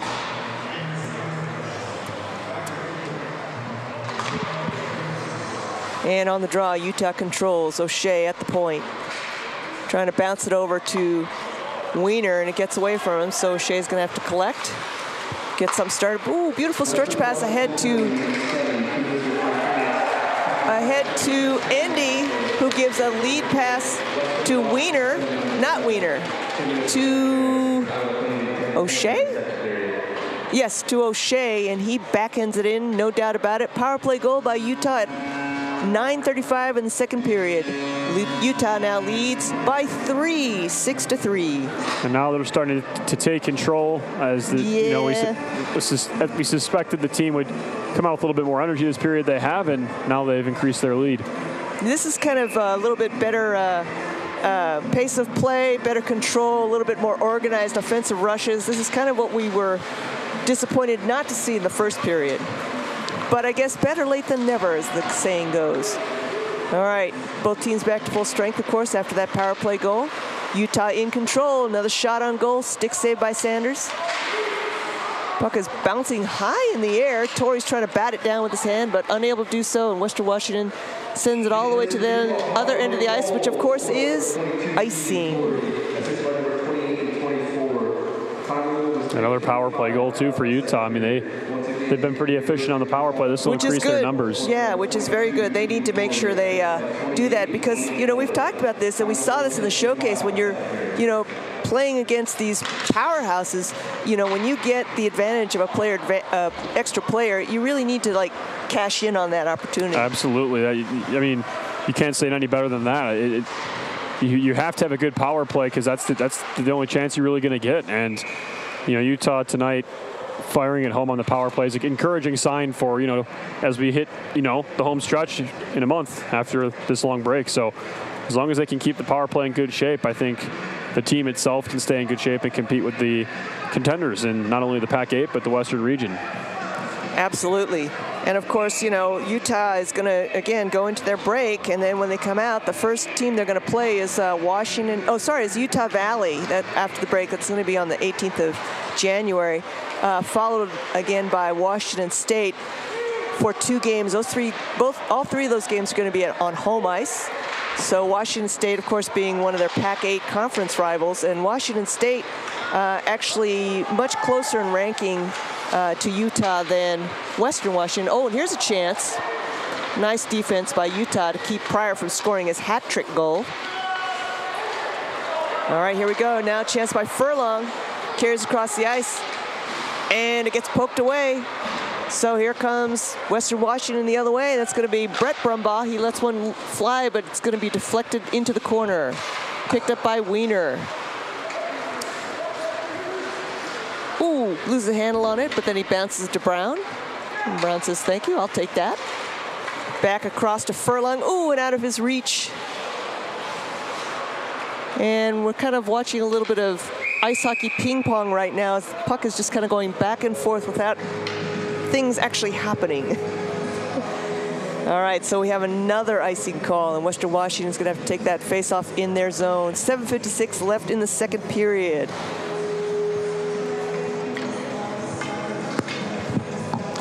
The other thing I wanted to mention is that we have our teddy bear fundraiser this weekend, and I believe our teddy bear fundraiser, well, I should probably check before I find out whether it's tonight or tomorrow night. The men's one team, I believe their fundraiser for the teddy bear donations is tomorrow. All right, here we go. Pryor with a breakaway. Oh, and it hits the post. And another save by Jurgic gets away from him. That's a nice play by Pryor. And to give you an idea of how good he's been tonight, that's the first breakaway he hasn't scored on. Right, he's had 3 breakaways and scored on 2 of them. And breakaways, not just like deflections or being in the right place, garbage rebounds. No, breakaways where he did all the work, he earned it, yep. Skated in, and made a shot on goal. So we have a offsides call and going to have a face-off just outside the Utah zone. I think it's harder for you to appreciate on the smaller screen how fast and what a good stick handler Pryor is. Right. From here, it's incredibly impressive to watch how many people he basically outpaces and leaves behind, all while keeping the puck in front of him in his control. And he might be the best player on the ice tonight. I mean, he really. I would say I would agree with that one. Kind of playing in a league of his own tonight, and. You know, if goals are hard to come by for your team, you know, just go and get them yourself and earn them. And there's a rebound. Curtis Brumbaugh, his second goal, basically just standing there saying, well, I'll take that rebound. He puts it in top shelf. Now Western Washington has 4 goals. It's 6-4. Yeah, not the first time Utah has made that mistake tonight. There was a goal earlier in the contest where Western Washington cleaned up a loose rebound and had all the time and space they wanted. The same thing happens again here. I believe it was Curtis Brumbaugh on that first one as well. And yeah, I think you're right. Yes, and so that's 2 for him. 2 for him finding. But not even just a defensive breakdown for Utah. Credit him as well. I mean, he's able to find the time and space and clean up a rebound and bring his team back in it. I mean, they're down 2 now and. Still have plenty of time left in this game. We have 6 minutes, 42 seconds left in this period, and we have another 20-minute period left to go. Zach Monaco skates behind the net. Out. Oh, he was trying to get it out to Worth, but it gets poked away. He picks up his own rebound, tries to dump it back to Worth. Instead, it's going to get picked up by Hill. I believe it's Hill. I can't quite see his number back there. Bit of a crowd back there. Oh, it is. He skates loose, but then it gets sticked loose by Hay and now picked up by Worth. And then Worth loses the handle on it. He gets it back, and now we have delayed penalty on Western Washington. So once again, Jurczyk makes the long skate all the way to his own bench. Monaco in control. He dumps it in and accidentally out of play.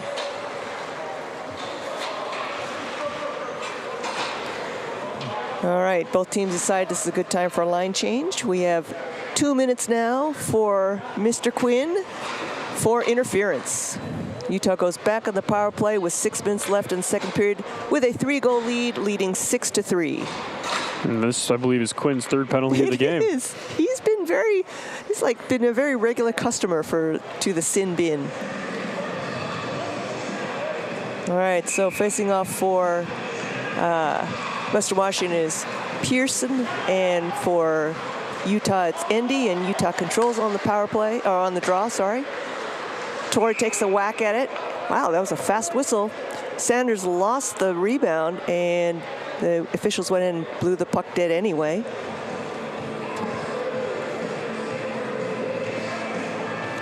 So now we'll have a face-off on the other side of Sanders. And on the draw, Utah again controls. O'Shea out to Wiener. Wiener gets it up to Torrey, back to O'Shea, back to Wiener. Back to O'Shea. O'Shea lets one fly from the circle. Good idea because it was through traffic, but Sanders sees it all the way, makes the save. 1:36 left in the Utah power play. 5:36 left in this period.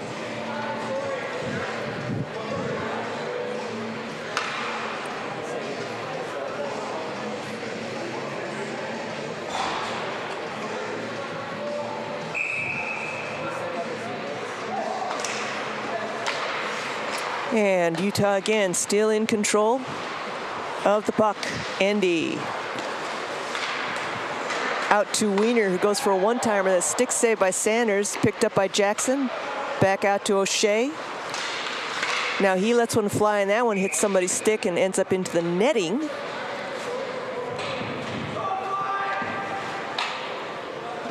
And now we're going to have another face-off. Boy, Western Washington has just been working really hard on this penalty kill.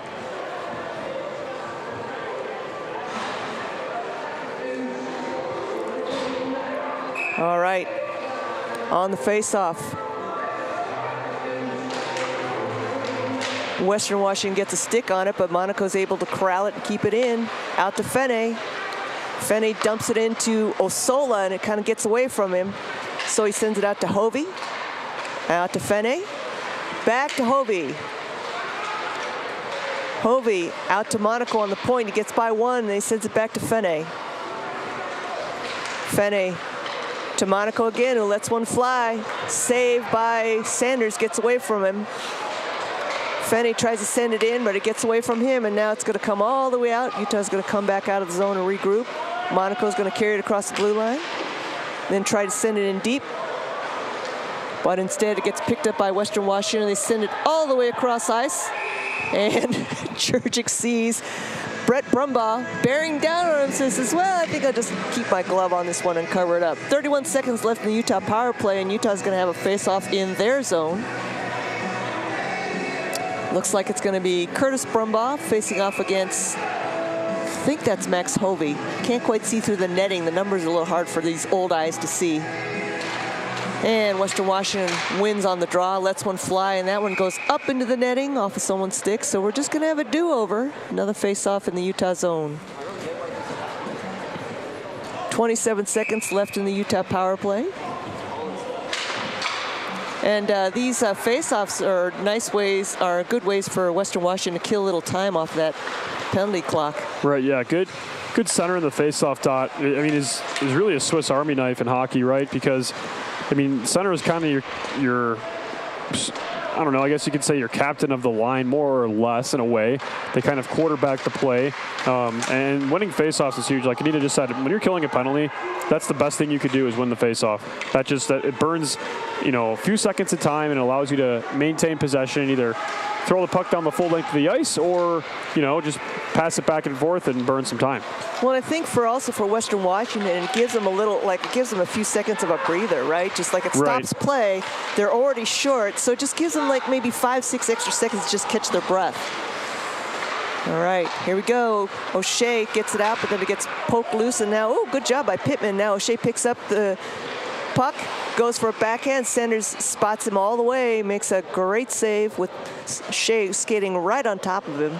We have a couple of defenders. I've said it before. We have a couple of defenders, well, a few of them, who can skate, stick handle, and shoot. So they're extra bonus, benefit to Utah, and O'Shea is one of them. Monaco's another one. Jack Umina, who I don't think is dressed tonight. He's another one, another defender who's got solid defensive skills, but he can also skate, stick handle, and shoot. All right, here we go. Chance for Western Washington, and Quinn dumps it in. Picked up by Worth. He's going to skate it across the neutral zone. He's getting stick checked hard, though, and he does carry it across the blue line. And he goes for a shot, saved by Sanders. Porter goes for the wraparound. Oh my goodness, Hill was going for the tip in, but boy, I tell you, I don't know how Sanders got a pad on it, but he did, and the puck is still bouncing around. Worth back to Pittman, trying to get it out to Hill. Oh, sorry, that's Porter, not Pittman. O'Shea sends it into the corner. Porter's back there.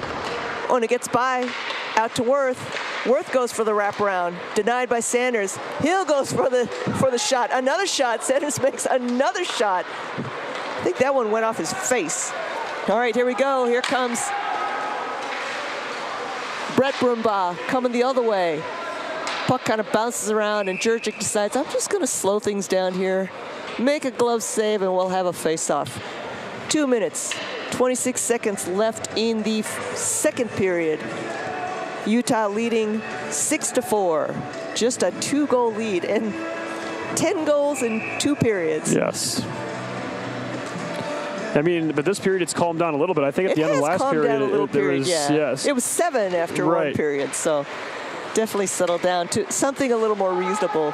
Yes. And again, we're not talking about a blowout. I mean, both teams are scoring goals. All right, puck is still kind of bouncing around, and Sheridan just goes for a one-timer that goes way high off the glass. Hovey picks up the rebound, gets it out to Jackson, but he gets tied up. Lacroix sends it in, stick save by Sanders.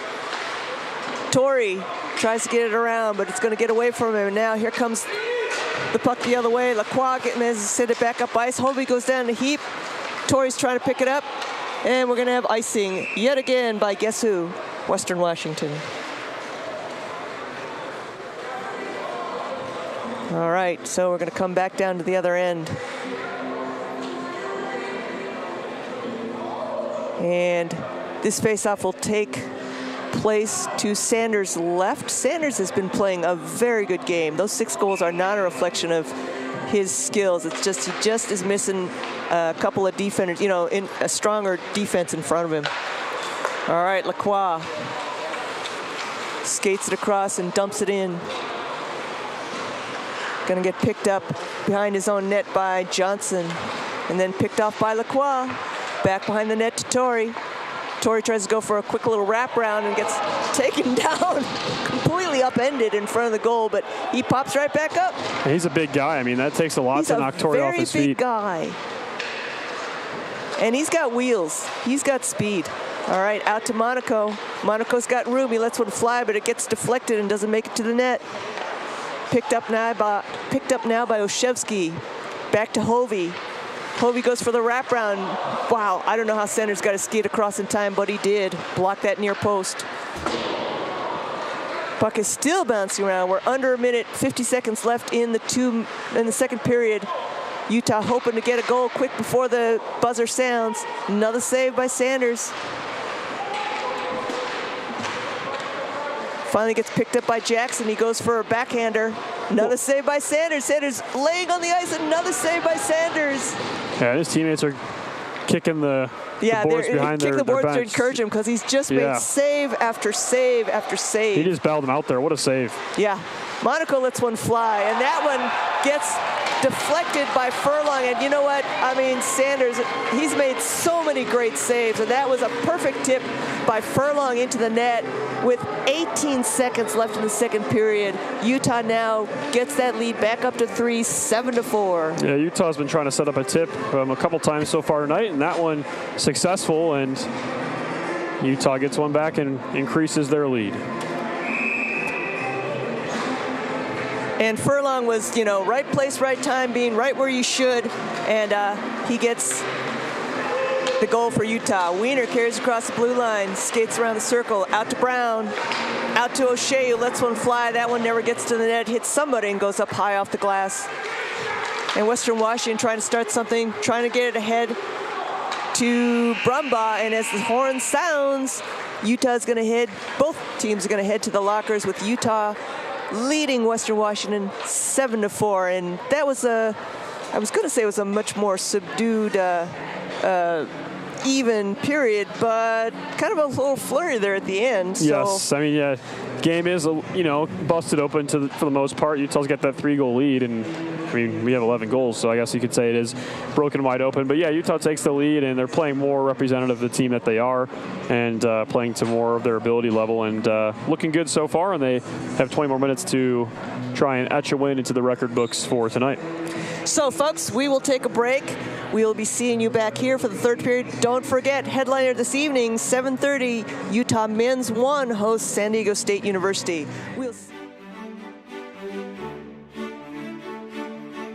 Welcome to the Rocky Mountains. Welcome to open trails and new vistas.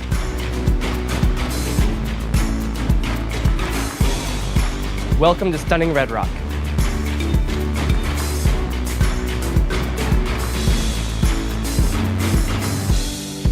Welcome to the greatest snow on earth.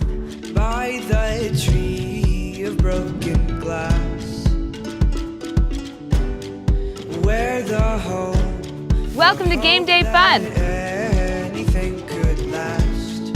So let's go and take the words that we know. Welcome to the party. Sea of thoughtful dreams. But if you listen, you can still hear Welcome to Pac-12 Sports. our names, calling out our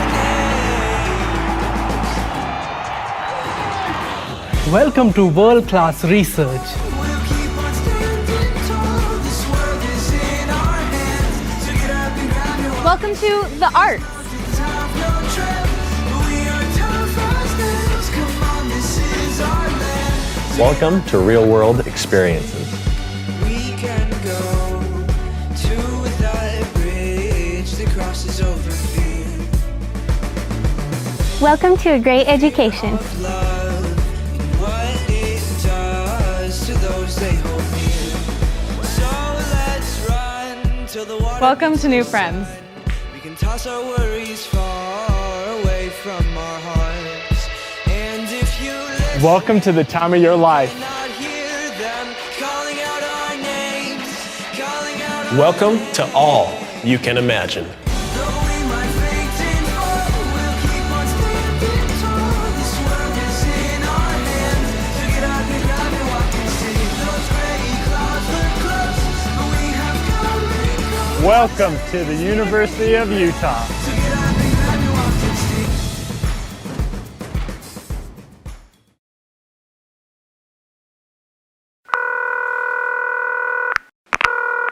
Thanks for calling the Salt Lake Visitor Center. If you have any questions, please leave a message and we'll get back to you. Hello! I tell you what, I'm just going to put you on speaker. All right, a little about me. I'm a bit of a phenomenal skier, so I want to take my family on a vacay, which is short for vacation. Hope you don't mind the abbreviations. I'm just short of time today, so I need to sort of hurry things along. Just a few simple questions for you. They call Salt Lake Ski City, but you do ski in the mountains, right? I'm just picturing myself skiing down the sidewalk there next to the shops. Knowing my luck, I'll do one of my big flips and end up in the traffic. So I don't want that to be the case. Look, I've got to go. You're really keeping me here. Although I will say, I'm going to see your Utah Jazz play a basketball game. And I've heard there's a couple of Australians in the team. So here's my question. Are they causing you any trouble? I just had a thought. The average snowfall near Salt Lake is 500 inches. If I was to utilise all of that to build a giant snow person, would that be majestic or a bit scary? Oh, hey, listen, just quietly. I'm a big family guy. You know that, I've told you that. But after a few days with them, I'm going to need a drink. That's legal, right? I hear Utah has the youngest population of any state. So if I was to head down to one of your hot rockin' clubs or a social event, would there be a youth person in there that might be able to explain Snapchat to me? My kids just won't do it. Now I've heard there's a bit of a Sharks versus Jets rivalry between the skiers and the snowboarders. And if I made that movie, would you watch it? Oh, when was your last Yeti sighting? Are you getting all this, by the way? I'm assuming you can rewind. The Utah state bird is a California gull. I mean, even you've got to admit that is confusing. I guess that's more of a statement than a question, but still I thought I'd bring it up. Now, your Ski City Super Pass, I take it that's part of the Marvel Universe. If I get that, will people call me the Winter Soldier Man? I really wish you could see this. All right, well, this would be costing me, so I better go. Thanks for everything. Bye.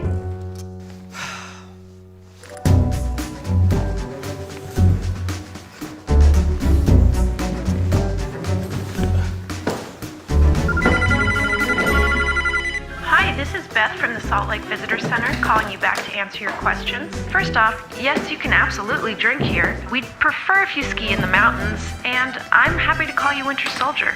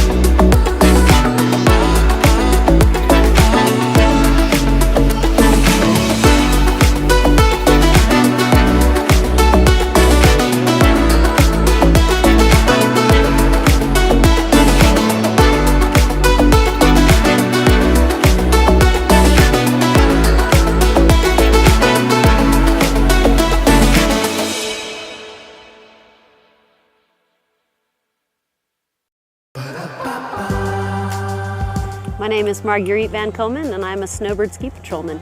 My dog's name is Frank. What a good boy, huh? What a good boy you are. I start every morning waking up and having breakfast with the dog, and then we finish every day having dinner together, but everything in the middle changes. We train them using their own instincts, so instead of hunt for dinner, they're hunting for humans. A lot of thought goes into choosing these dogs. Number one, they've got to be able to handle the cold.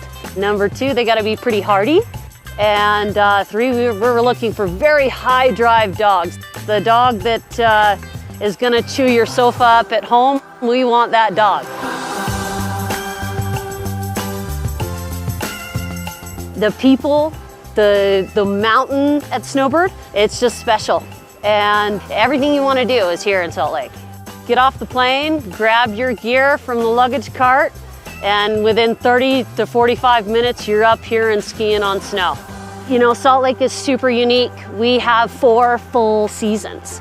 So you can come up, ski all morning till the snow gets a little too smushy, and then you go and hit 18 at the golf course at the bottom of the mouth, and then you can go out for a wonderful dinner and see theater. It's amazing how much you can fit into your day. And not only do we have everything that you want to do, but we have great people to do it with. Everyone wants to be outdoors, happy, and go and play. Every day is different, and I love that. I love showing up to work and going, what is on the plate today? Snowbird is my family, and Salt Lake is my home. And Frank is a great part of that. My name is Marguerite Van Komen. I'm a snowbird ski patrolman, and I am Salt Lake.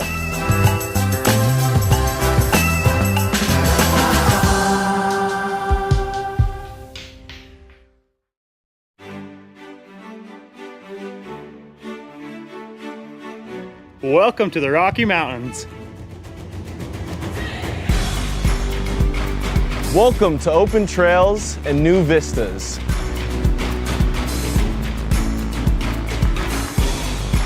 Welcome to stunning Red Rock.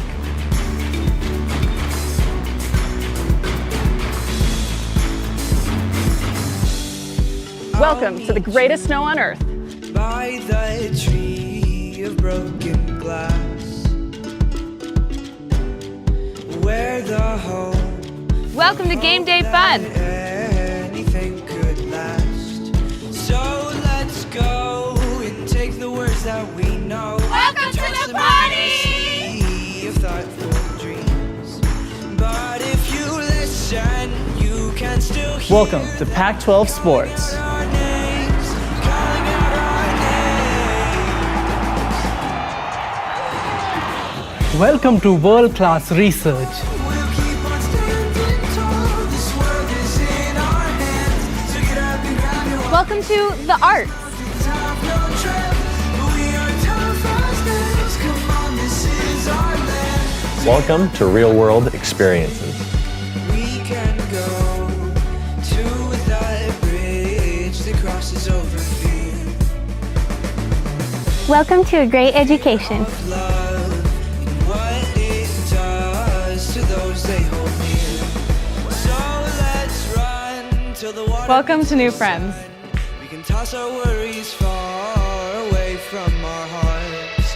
And if you listen, Welcome to the time of your life. not hear them calling out our names, calling out our Welcome to all you can imagine. Though we might faint and fall, we'll keep on standing tall. This world is in our hands. So get up and grab your walk and see. Those gray clouds look close, but we have come and gone. Welcome to the University of Utah. So get up and grab your walk and see.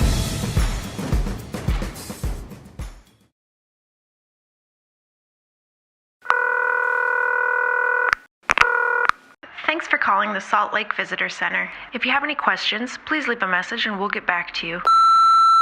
Hello! I tell you what, I'm just going to put you on speaker. All right, a little about me. I'm a bit of a phenomenal skier, so I want to take my family on a vacay, which is short for vacation. Hope you don't mind the abbreviations. I'm just short of time today, so I need to sort of hurry things along. Just a few simple questions for you. They call Salt Lake Ski City, but you do ski in the mountains, right? I'm just picturing myself skiing down the sidewalk there next to the shops. Knowing my luck, I'll do one of my big flips and end up in the traffic. So I don't want that to be the case.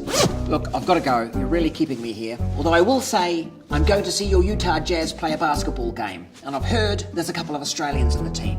So here's my question. Are they causing you any trouble? I just had a thought. The average snowfall near Salt Lake is 500 inches. If I was to utilise all of that to build a giant snow person, would that be majestic or a bit scary? Oh, hey, listen, just quietly. I'm a big family guy. You know that, I've told you that. But after a few days with them, I'm going to need a drink. That's legal, right? I hear Utah has the youngest population of any state. So if I was to head down to one of your hot rockin' clubs or a social event, would there be a youth person in there that might be able to explain Snapchat to me? My kids just won't do it. Now, I've heard there's a bit of a Sharks versus Jets rivalry between the skiers and the snowboarders. And if I made that movie, would you watch it? Ooh, when was your last Yeti sighting? Are you getting all this, by the way? I'm assuming you can rewind. The Utah state bird is a California gull. I mean, even you've got to admit that is confusing. I guess that's more of a statement than a question, but still I thought I'd bring it up. Now, your Ski City Super Pass, I take it that's part of the Marvel Universe. If I get that, will people call me the Winter Soldier Man? I really wish you could see this. All right, well, this would be costing me, so I better go. Thanks for everything. Bye.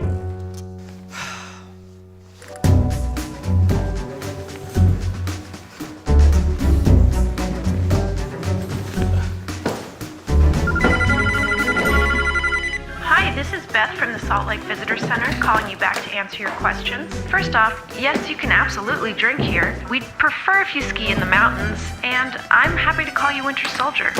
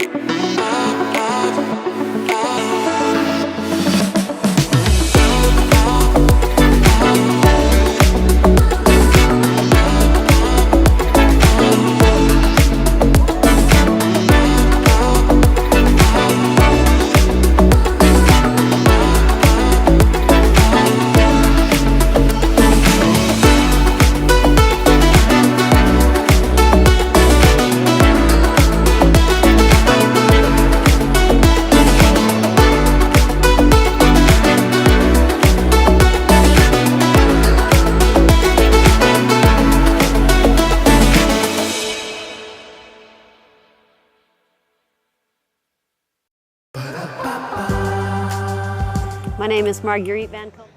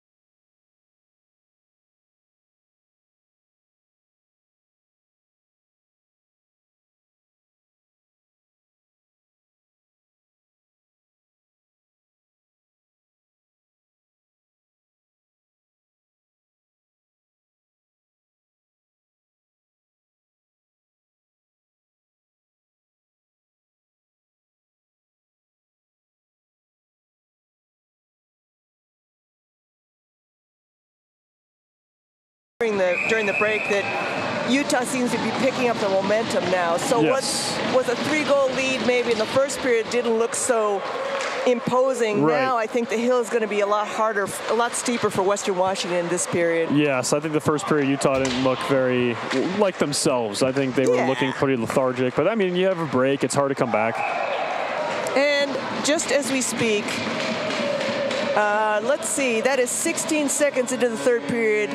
Donovan O'Shea lets one fly, and it is 8-4 Utah. So they're making us look pretty smart right now. Yes, yes. Looking like themselves. Looking like themselves, looking a little sharper, starting to really dominate and, as you like to say, you know, kind of control the pace of the game, impose their will on Western Washington.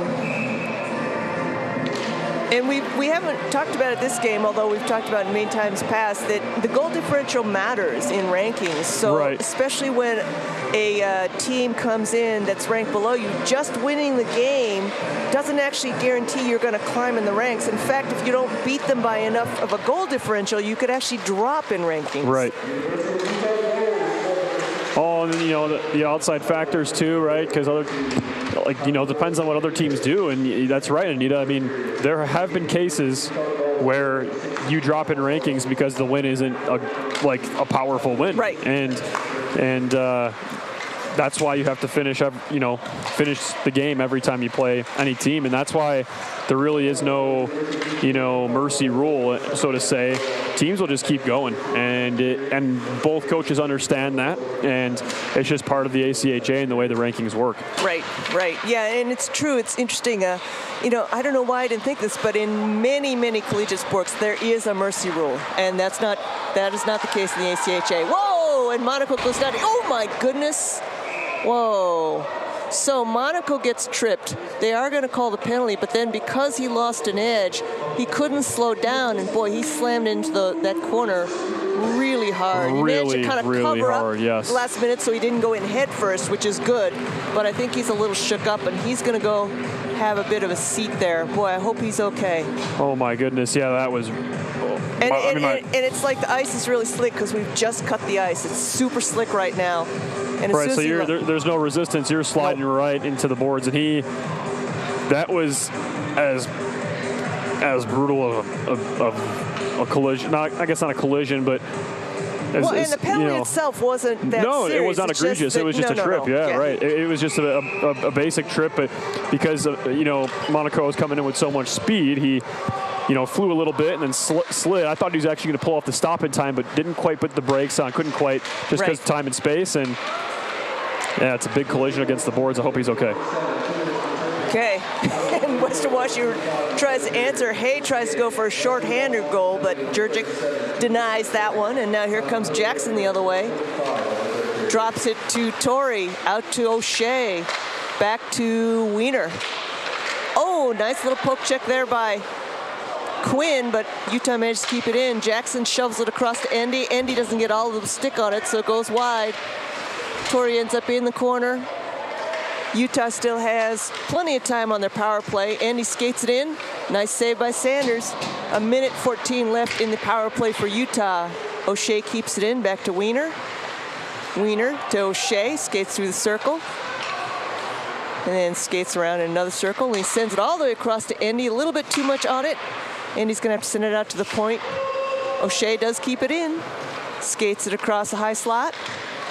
Dumps it in, and it trickles in. Wow, Sanders lost the rebound, and I think he managed to make the first save off his chest. I think classic, goalie's nightmare, trickled down his chest and between his legs into the 5-hole. Yeah, because you can hear the puck hitting his pad. And then he's looking around for the rebound when he didn't realize it was going behind him, below him and behind him. So O'Shea gets another goal on the board. It's a power play goal for Utah. It's 17:22 in the third period. 8-4. Oh, it looks like 9-4. Oh, sorry, 9-4. I looked up too quickly, and I can't even keep track. I can't either, to be honest with you. I can't keep track. There's too many. There's too many goals, yes. We've had 2 goals in less than 3 minutes of the first period, and so, the third period, so we're getting a little loopy up here.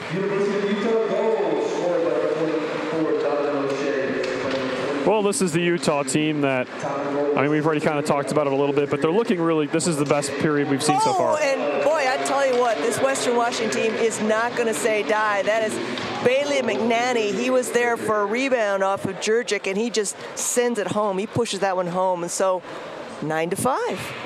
What were you saying? Yeah, maybe I can't really finish that point off because Western Washington ruined that, but that's okay. That was a nice goal. It was a nice goal by the Vikings. And again, they're not giving up just because they were 5 goals behind. 6 goals behind. They're not going to just lay down. At one point, this game was tied. Yes. They were down by 2, and they clawed their way back in. This is Western Washington. They feel as if they can run with this Utah team, and I think they can. You're going to need a little bit more of a you're going to have to play one of your best games. I'm not saying that Utah is the best team they've ever played, but I'm just saying that they're going to have to play a really good game. Here you go. You have a little bit of a chance here. And here goes Hay. Oh my goodness, he hits O'Shea in the stick, and boy, it pulled Jurgic out of position, goes for the wraparound and the backhand. Jurgic makes all 3 saves and finally stops the puck. We're going to face off in the Utah zone. I can't believe Western Washington scored on one of those shots. The first shot wasn't wasn't really high quality, but then it bounced off the back of the boards, and a Western Washington player tried to shove it and shovel it into the net, and Jurgic was able to get his pad there in time, and then it trickled to the high slot, and then Western Washington had another shot, and he made a great save. It really playing pretty well tonight. He gave up 5 goals, but he's made some pretty big saves here and there. He's also made some pretty big saves. All right, here we go. Puck is still kind of bouncing around. Players fighting for it. Finally ends up in the Western Washington zone, and now goes into the corner. Oh, that was not a smart move by the defender. I think that's 25. That was Rosenquist, and he knew as soon as he tried to cross in front of his own goal to clear the puck, he knew he'd made a mistake because Garrett Jackson pounces on it, sends it home. Utah enters double digits, 10-5. That's a nice wrist shot. It was a beautiful wrist shot. There's not much Sanders, the goaltender there for the Vikings, can really do. It's just so quick. The player has so much time and space, and just buried it on the glove side. He had all the time he needed, all the space, and he just set it up perfectly. And again, like I said, Rosenquist, as soon as he tried that cross-ice pass, he knew he'd made a mistake. All right, here we go. Utah starts again. Garrett Jackson to Hovey. And Hovey lets one fly, and it bounces around. He drops it back to Torrey. Back to Hovey. Back to Torrey. One-timer hits some skates and bounces back out, and Tomacek's unable to keep it in.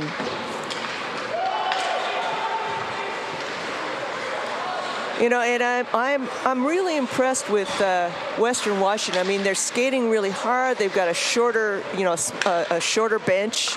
Their bench is shallower than Utah.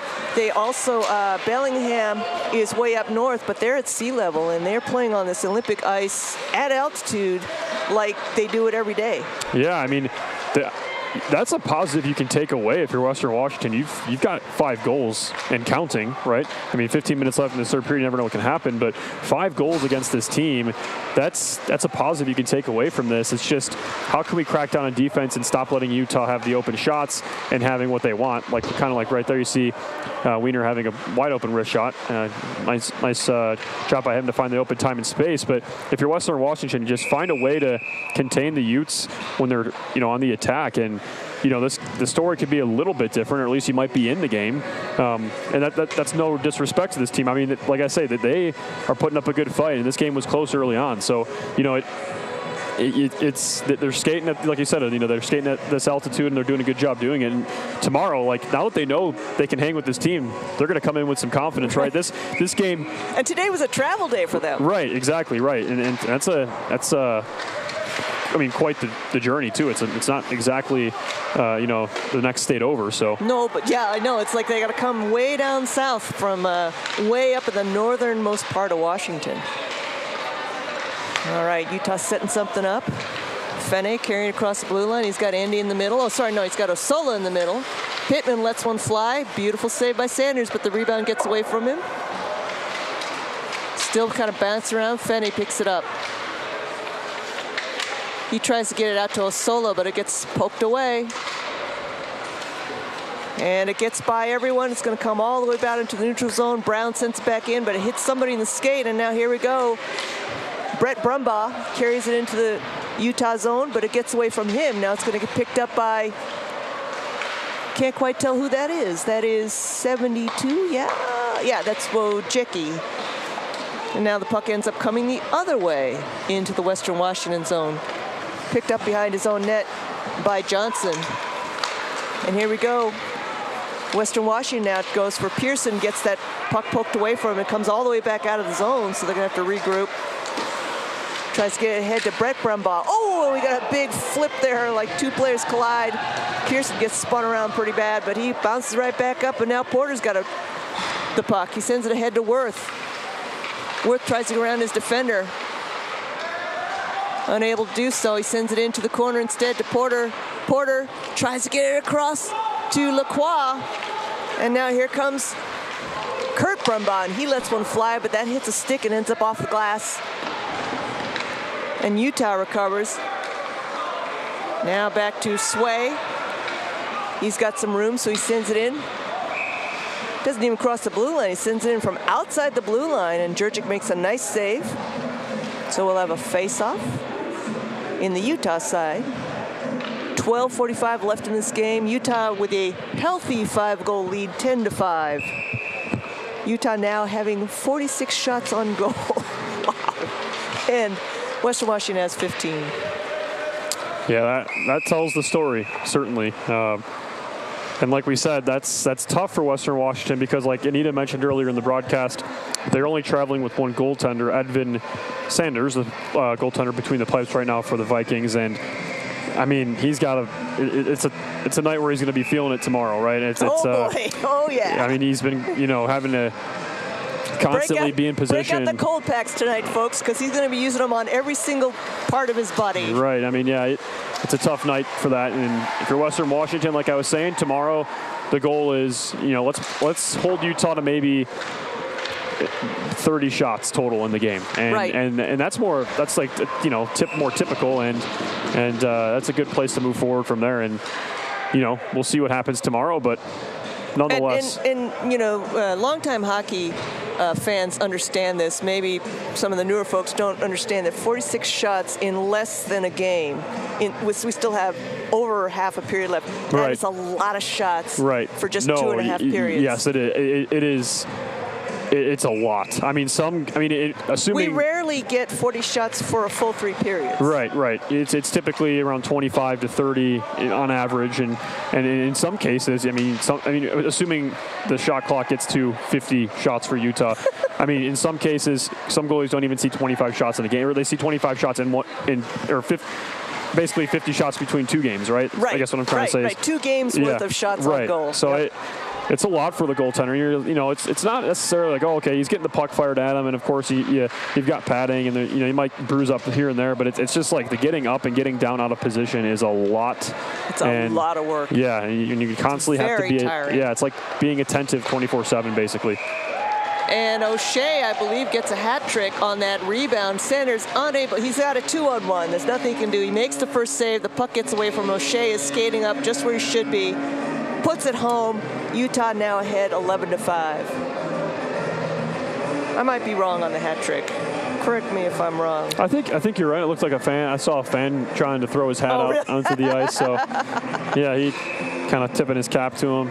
Kind of a shame because we have this netting now in front of that surrounds the entire rink, and of course it's much safer this way. But you kind of lose some of that old-time hockey quaintness by no hats going on the rink anymore. Right. It kind of it ruins the fun a little bit, but obviously a safety feature of the rink. A good safety feature. All right, so 11:36 left in this game. Utah now with a 6-goal lead. Still out-shooting Western Washington 3-1 shots on goal, and Furlong goes for one that I don't know how Sanders saved it, but he did. Brown picks it up in the neutral zone. Gets to Sheridan, who bounces it up to Indy. And whoops, we have a bad line change. Brumbaugh jumps on top of that. That is Curtis Brumbaugh. He tries for the backhand. We now have a penalty, a delayed penalty on Western Washington. There was a lot of stuff going on. So Brumbaugh, that was a bad line change by Utah. Half the line changed, half didn't. Brumbaugh jumped on the pass, intercepted it, then went for the shot. I'm sorry, I think I said Western Washington. Penalty is going to be on Utah because he was trying to stop that breakaway, and that would be Michael Brown's going to sit for 2 minutes for interference. But that's one of those kind of mistakes that I kind of chalk up to a little bit of inexperience, right? You have a sloppy line change, and Brumbaugh he saw it happening right from his well. Right. Take that, thank you very much. Yes, absolutely. Yep, and he almost converted, but almost converted, but they had to commit a penalty to stop him. And here's the thing for Utah as well. If you want to, talk about things to also focus on for Utah for tomorrow, Utah's given up quite a few breakaways. I mean, that was pretty close right there. Maybe I guess that you could call that a breakaway. It was very, very close. Pretty close. But they've given up. I mean, 2 of the goals they've given up have been clean cut breakaway goals. And then there was another one that was unsuccessful. From 77 prior. Yeah. So I mean, if you're Utah, that's what you focus on for tomorrow and moving forward. You can't have those odd man rushes. And you know what? Credit to Pryor for one of those. I mean, there's not much Utah can really do. It's just great defense. It's a time where you tip your cap to Pryor and say he played excellent hockey right there. Great hockey IQ. Played where the puck was going to go. And but for the most part, right, like these are plays you can prevent. The odd man rushes, plays in transition. So. And it's kind of an oversimplification, but a breakaway means somebody missed their assignment. Right. Yeah, that's a good way of putting it. Yes, and sometimes in not all cases, but in most cases, yes. I mean, we actually saw the rare case where it wasn't that, but no. Right. But Anita's, you're absolutely right. I mean, it's somebody who is failing to get back, or it's exactly not making their assignment, right, or not covering for someone else who maybe got out of position. Yes. Right? Yep.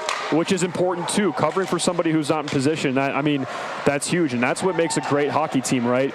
Players where you routinely, your defenseman's going to bring it in, then someone's got to take his spot, right? Or else there's going to be a breakaway. So that's a great thing you bring up because, that, in my opinion, it's the passing. It's just the hockey IQ, right? Who's covering for me when I'm going, taking the puck up because the opportunity presents itself. So that's a great point to bring up, Anita. It's something for Utah to focus on. And you and I have seen this over the seasons. Like, you've been here longer than I have, but the difference between the men's 1 game and the men's 2 game, it's very clearly boils down to experience. I mean, maybe they're a little bit faster, maybe they're a little bit stronger, but the passes are crisper. And speaking of breakaways, there goes Max Hovey, gets his 2nd goal of the game. 8:50 left in the 3rd period, 12-5.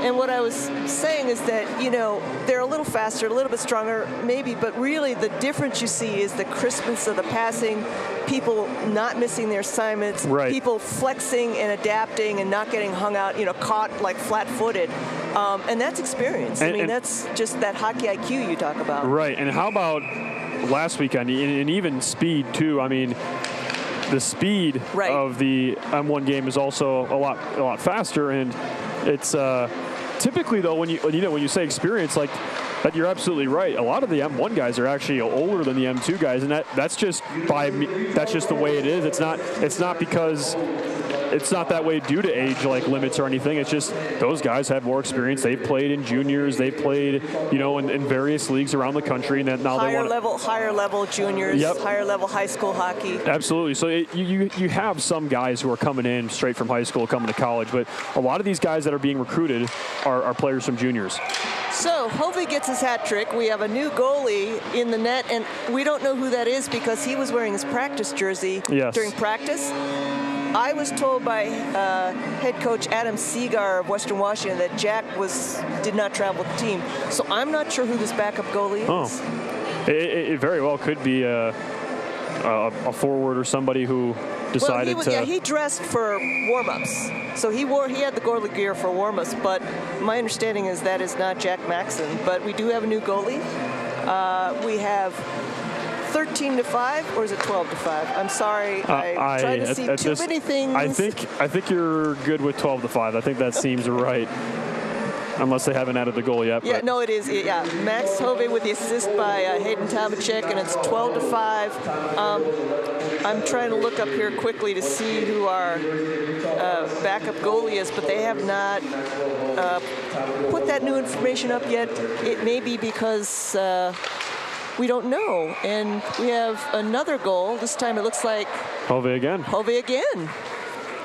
He pretty much just skated that in by himself. I mean, Western Washington now, unfortunately, they're looking very disorganized. They completely broke down on that defense, and Max Hovey pretty much just skated it in. Right. Yes. Almost like a cone drill. You just kind of skate around your guys and just tapped it in. Well, now it's 13-5. Okay. Yeah. Thank you for catching up with me, guys. I appreciate that. They love me. And they proved you right. I mean, they proved me right. Yeah. And we still have 7 minutes and 30 seconds left in this 3rd period. Wow.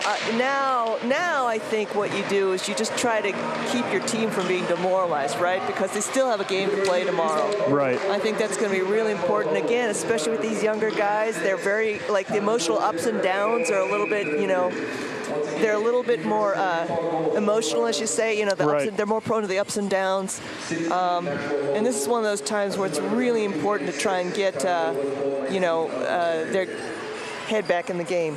And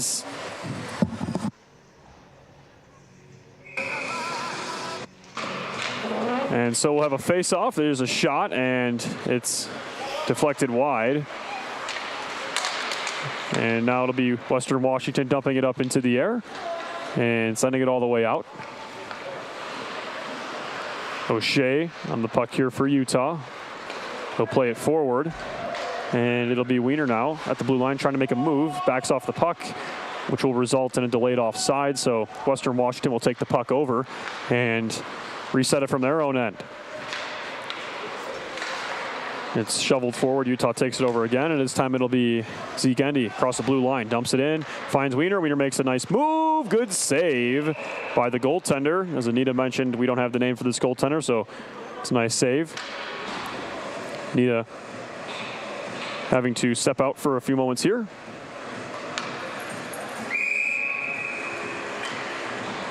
And we'll have a face-off in the Western Washington zone. There's a shot, and by the stick of Sola.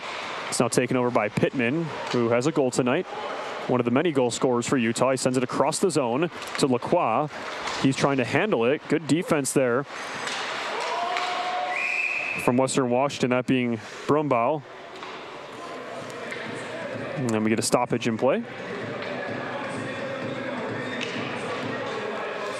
Do not forget, we have these two teams back at it tomorrow. 4:30 p.m. puck drop in Salt Lake City between Utah and Western Washington University. And that will be the final M2 game before the holiday break. A 5 to 6 week break will ensue from there. The next game will be played on January 18th against Utah Valley at home, of course. And that will start the home stretch of the season for the Utes, the second half. And we'll try to go back to the Western Regional Tournament where Utah qualified last year. Right now, they're not in the best position for that, but there's still plenty of hockey left to be played, and the win tonight will hopefully help them, as there's a player colliding at the boards. A Solo one-time pass to the middle, nice save. That was a one-timer intended for the stick of Pittman. Pittman got a stick on it, but it was a great save by the goaltender. Pittman still skating with it, plays it down low. A shot, it's deflected wide. Fene had the shot there. Now he's pinned up along the boards. Asola taking it away. He's behind the net. Stick handles at the goal line. And he plays it over to Sheridan in the opposite side corner. It's Pittman at the point. Dumping it in behind the net. And the puck will be played over to Western Washington. They're battling for it. And now it'll go to the stick of a Viking. And it pops up into the air, and we'll have a stoppage in play, and we will welcome back Anita. Hello, everyone. Yeah. And I was gone for 2 minutes, and they scored another goal. Am I correct? It's 14-5. All right. Well, maybe I didn't call a goal. I didn't see one. Maybe we just were like one goal behind because the goals came so quickly we couldn't keep up. I don't know. I mean, the goals don't really go on the scoreboard in an entirely organized manner. They kind of go when the scorekeeper has, I mean, it's nothing against the scorekeeper. The scorekeeper has to deal with 14 goals for one team. So, I mean, it's tough because the scorekeeper's adding goals and, we get confused. And I mean, we had a spate of, I think it was 3 goals in 5 minutes. So that's way too frequent. Yeah, the scorekeeper, Athena down there, she has to deal with a lot of that. So I'm not putting this on her. I'm just saying that there was no goal while you were gone, but I guess one of them got added. 14-5, yeah. Yes. And you and I have miscounted the goals before.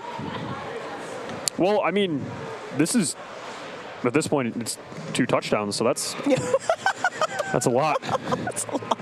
And again, double digits in a hockey game is a lot of goals. Oh my goodness! This is something you would see on an EA Sports video game. I mean, playing NHL, 23 or whatever it is. But these are video game numbers tonight. Alrighty, so we have just over 4 minutes left of the period. I don't think Athena's even had a chance to update the shots on goal because that one's been frozen. Right. Yes, it's been 46 and people for a long time. don't realize too, like we have multiple assists usually for every goal, so it's not just like we got to get the goal and we got to make sure we got all the assists correct, right? Make sure the time, like we mark down when the time is. So there's a lot of stuff going on for our poor official stats keepers. All right. And Western Washington has one offensive rush for naught. Ryan Worth carries across the blue line, and unfortunately, Ed Furlong, is it Furlong? No, looks like it was Porter, got there ahead of him, and somebody also broke their stick. I think that was Worth trying to make that shot. He broke a stick on that one. Boy, he broke it in a weird place above the socket of the shaft. Typically, they break right at the socket, but that one looks like it broke higher up. All right, so we have a face-off just outside the blue zone, just outside the blue line. And the puck ends up in the Western Washington zone. Oh, collision down behind the net, and Olszewski's a little bit slow to get up. He does get up. And now here comes Lacroix. Tries to send it across to Jackson. And it gets away from Torrey, and now here's Curtis Brumbaugh. He's very adroitly sends it across to Wojcicki, who gets tied up and is unable to get a shot off. And Michael Brown carries across the blue line. And he lets one fly and saved by the goalie.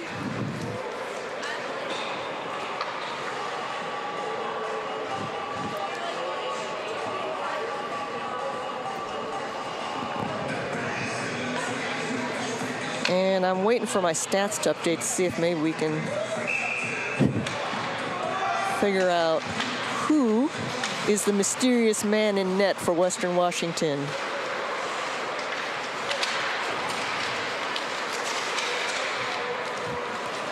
And puck is bouncing around. Brown up to Jackson, up to Torrey. Torrey's got some room. He lets one fly. Pad save. Jackson gets a rebound, then he goes down. He gets checked hard off the puck.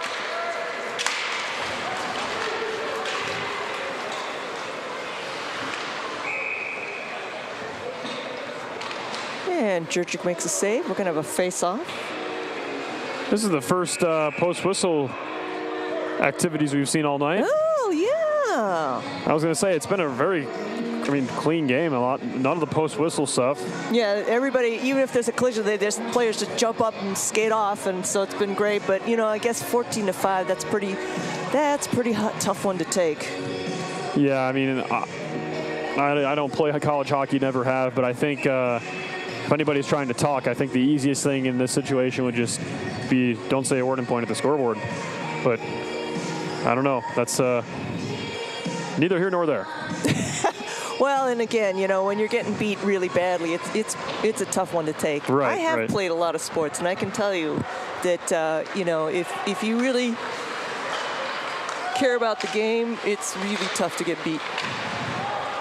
And these, it's tough to get beat by one goal, much less like multiple goals. Well, right, and these players, it's not a lack. It's not that they don't love the game. It's just it's tough times.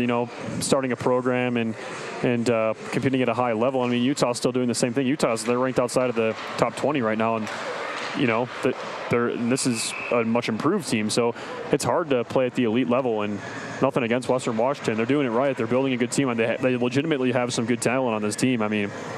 Pryor, he might, like we've been talking about, he might be the best player on the ice tonight between both teams. So, it's not a lack of, love for the game. It's, just kind of building a competitive team. It takes a long time. All right, Tomacek lets one fly, and goalie makes a save and decides he's going to just hang on to it. And, we've talked about this before, too. These are players who pay to play. Right, so right, exactly. Clearly, right? You don't do that unless you really want to. Right, exactly. Right? Yep. It's not like you're trying to get like your tuition paid or anything like Right. that. No, you're doing this because you want to, and so you're willing to pay for it. So, you know, again, they wouldn't be doing this if they didn't care. Right, right, right. All right, winding down to just under the last 2 minutes in this game, and oh boy, here goes Pryor, and look at him go. And he manages to get a shot off. The rebound gets away from Jurgic, and Hayes pounces on that. Pounces on that. No, I'm sorry, not Hay. It is our other Brumbaugh. Brett Brumbaugh pounces on that and gets by Jurgic. And Jurgic, it was interesting. He pats his chest protector to let his teammates know that one was on me, and he did not handle that rebound well. All right. So 14-6, 1:52 left in this period. Utah with a 8-goal lead.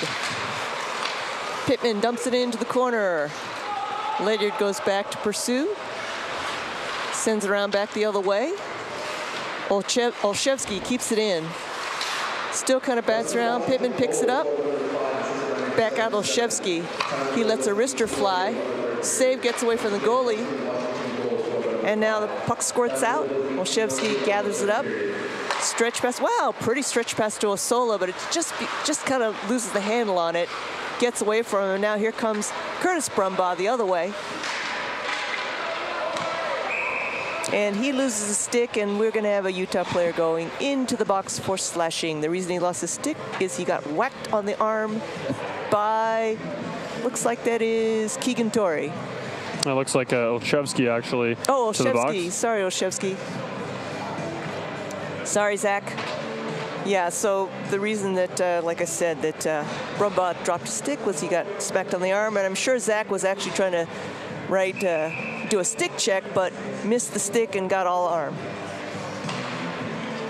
All right, puck gets away. Woo, goes flying off to the other end.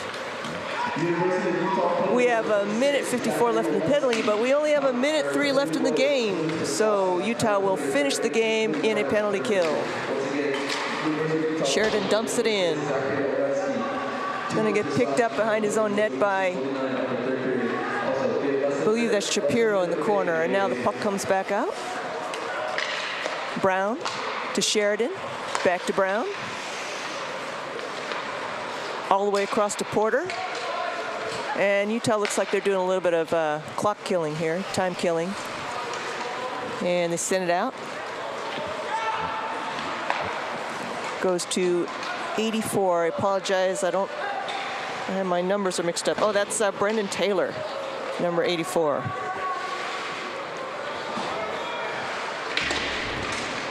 And Worth goes to try and pick it up. Now picked up by 34, and that is Quinn.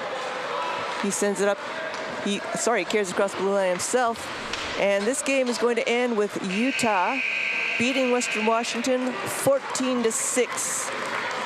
And that was quite, Utah really poured on the gas in that third period and just pretty much ran away with it. I agree with you, Patrick, that, it was pretty close through the first two periods. And that third period, boy, it was like the house on fire. And that was, that was kind of the end of that. Right, yeah, Utah started out a little bit slow, but they, settled into this game and kind of, began playing like themselves, as we've been saying the whole broadcast. And that's good for Utah, is, you want to play your game. And it's kind of weird because you have the break, and then you have your first half of the season, then there's a Thanksgiving break, then you play one more weekend, and then you go on a bigger break. And then you go on a really long break, so a month. Yeah, it's hard to kind of come back from breaks. It is, these players, you're out of practice.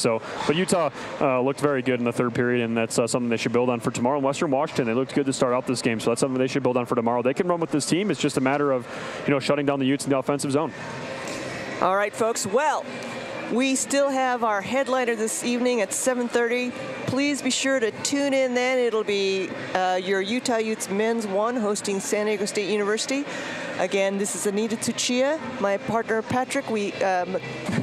Patrick McGann. I can't talk anymore. We want to thank you for tuning in. We'll also have, again, a rematch with these two teams tomorrow evening. Until then, take care. We'll see you soon.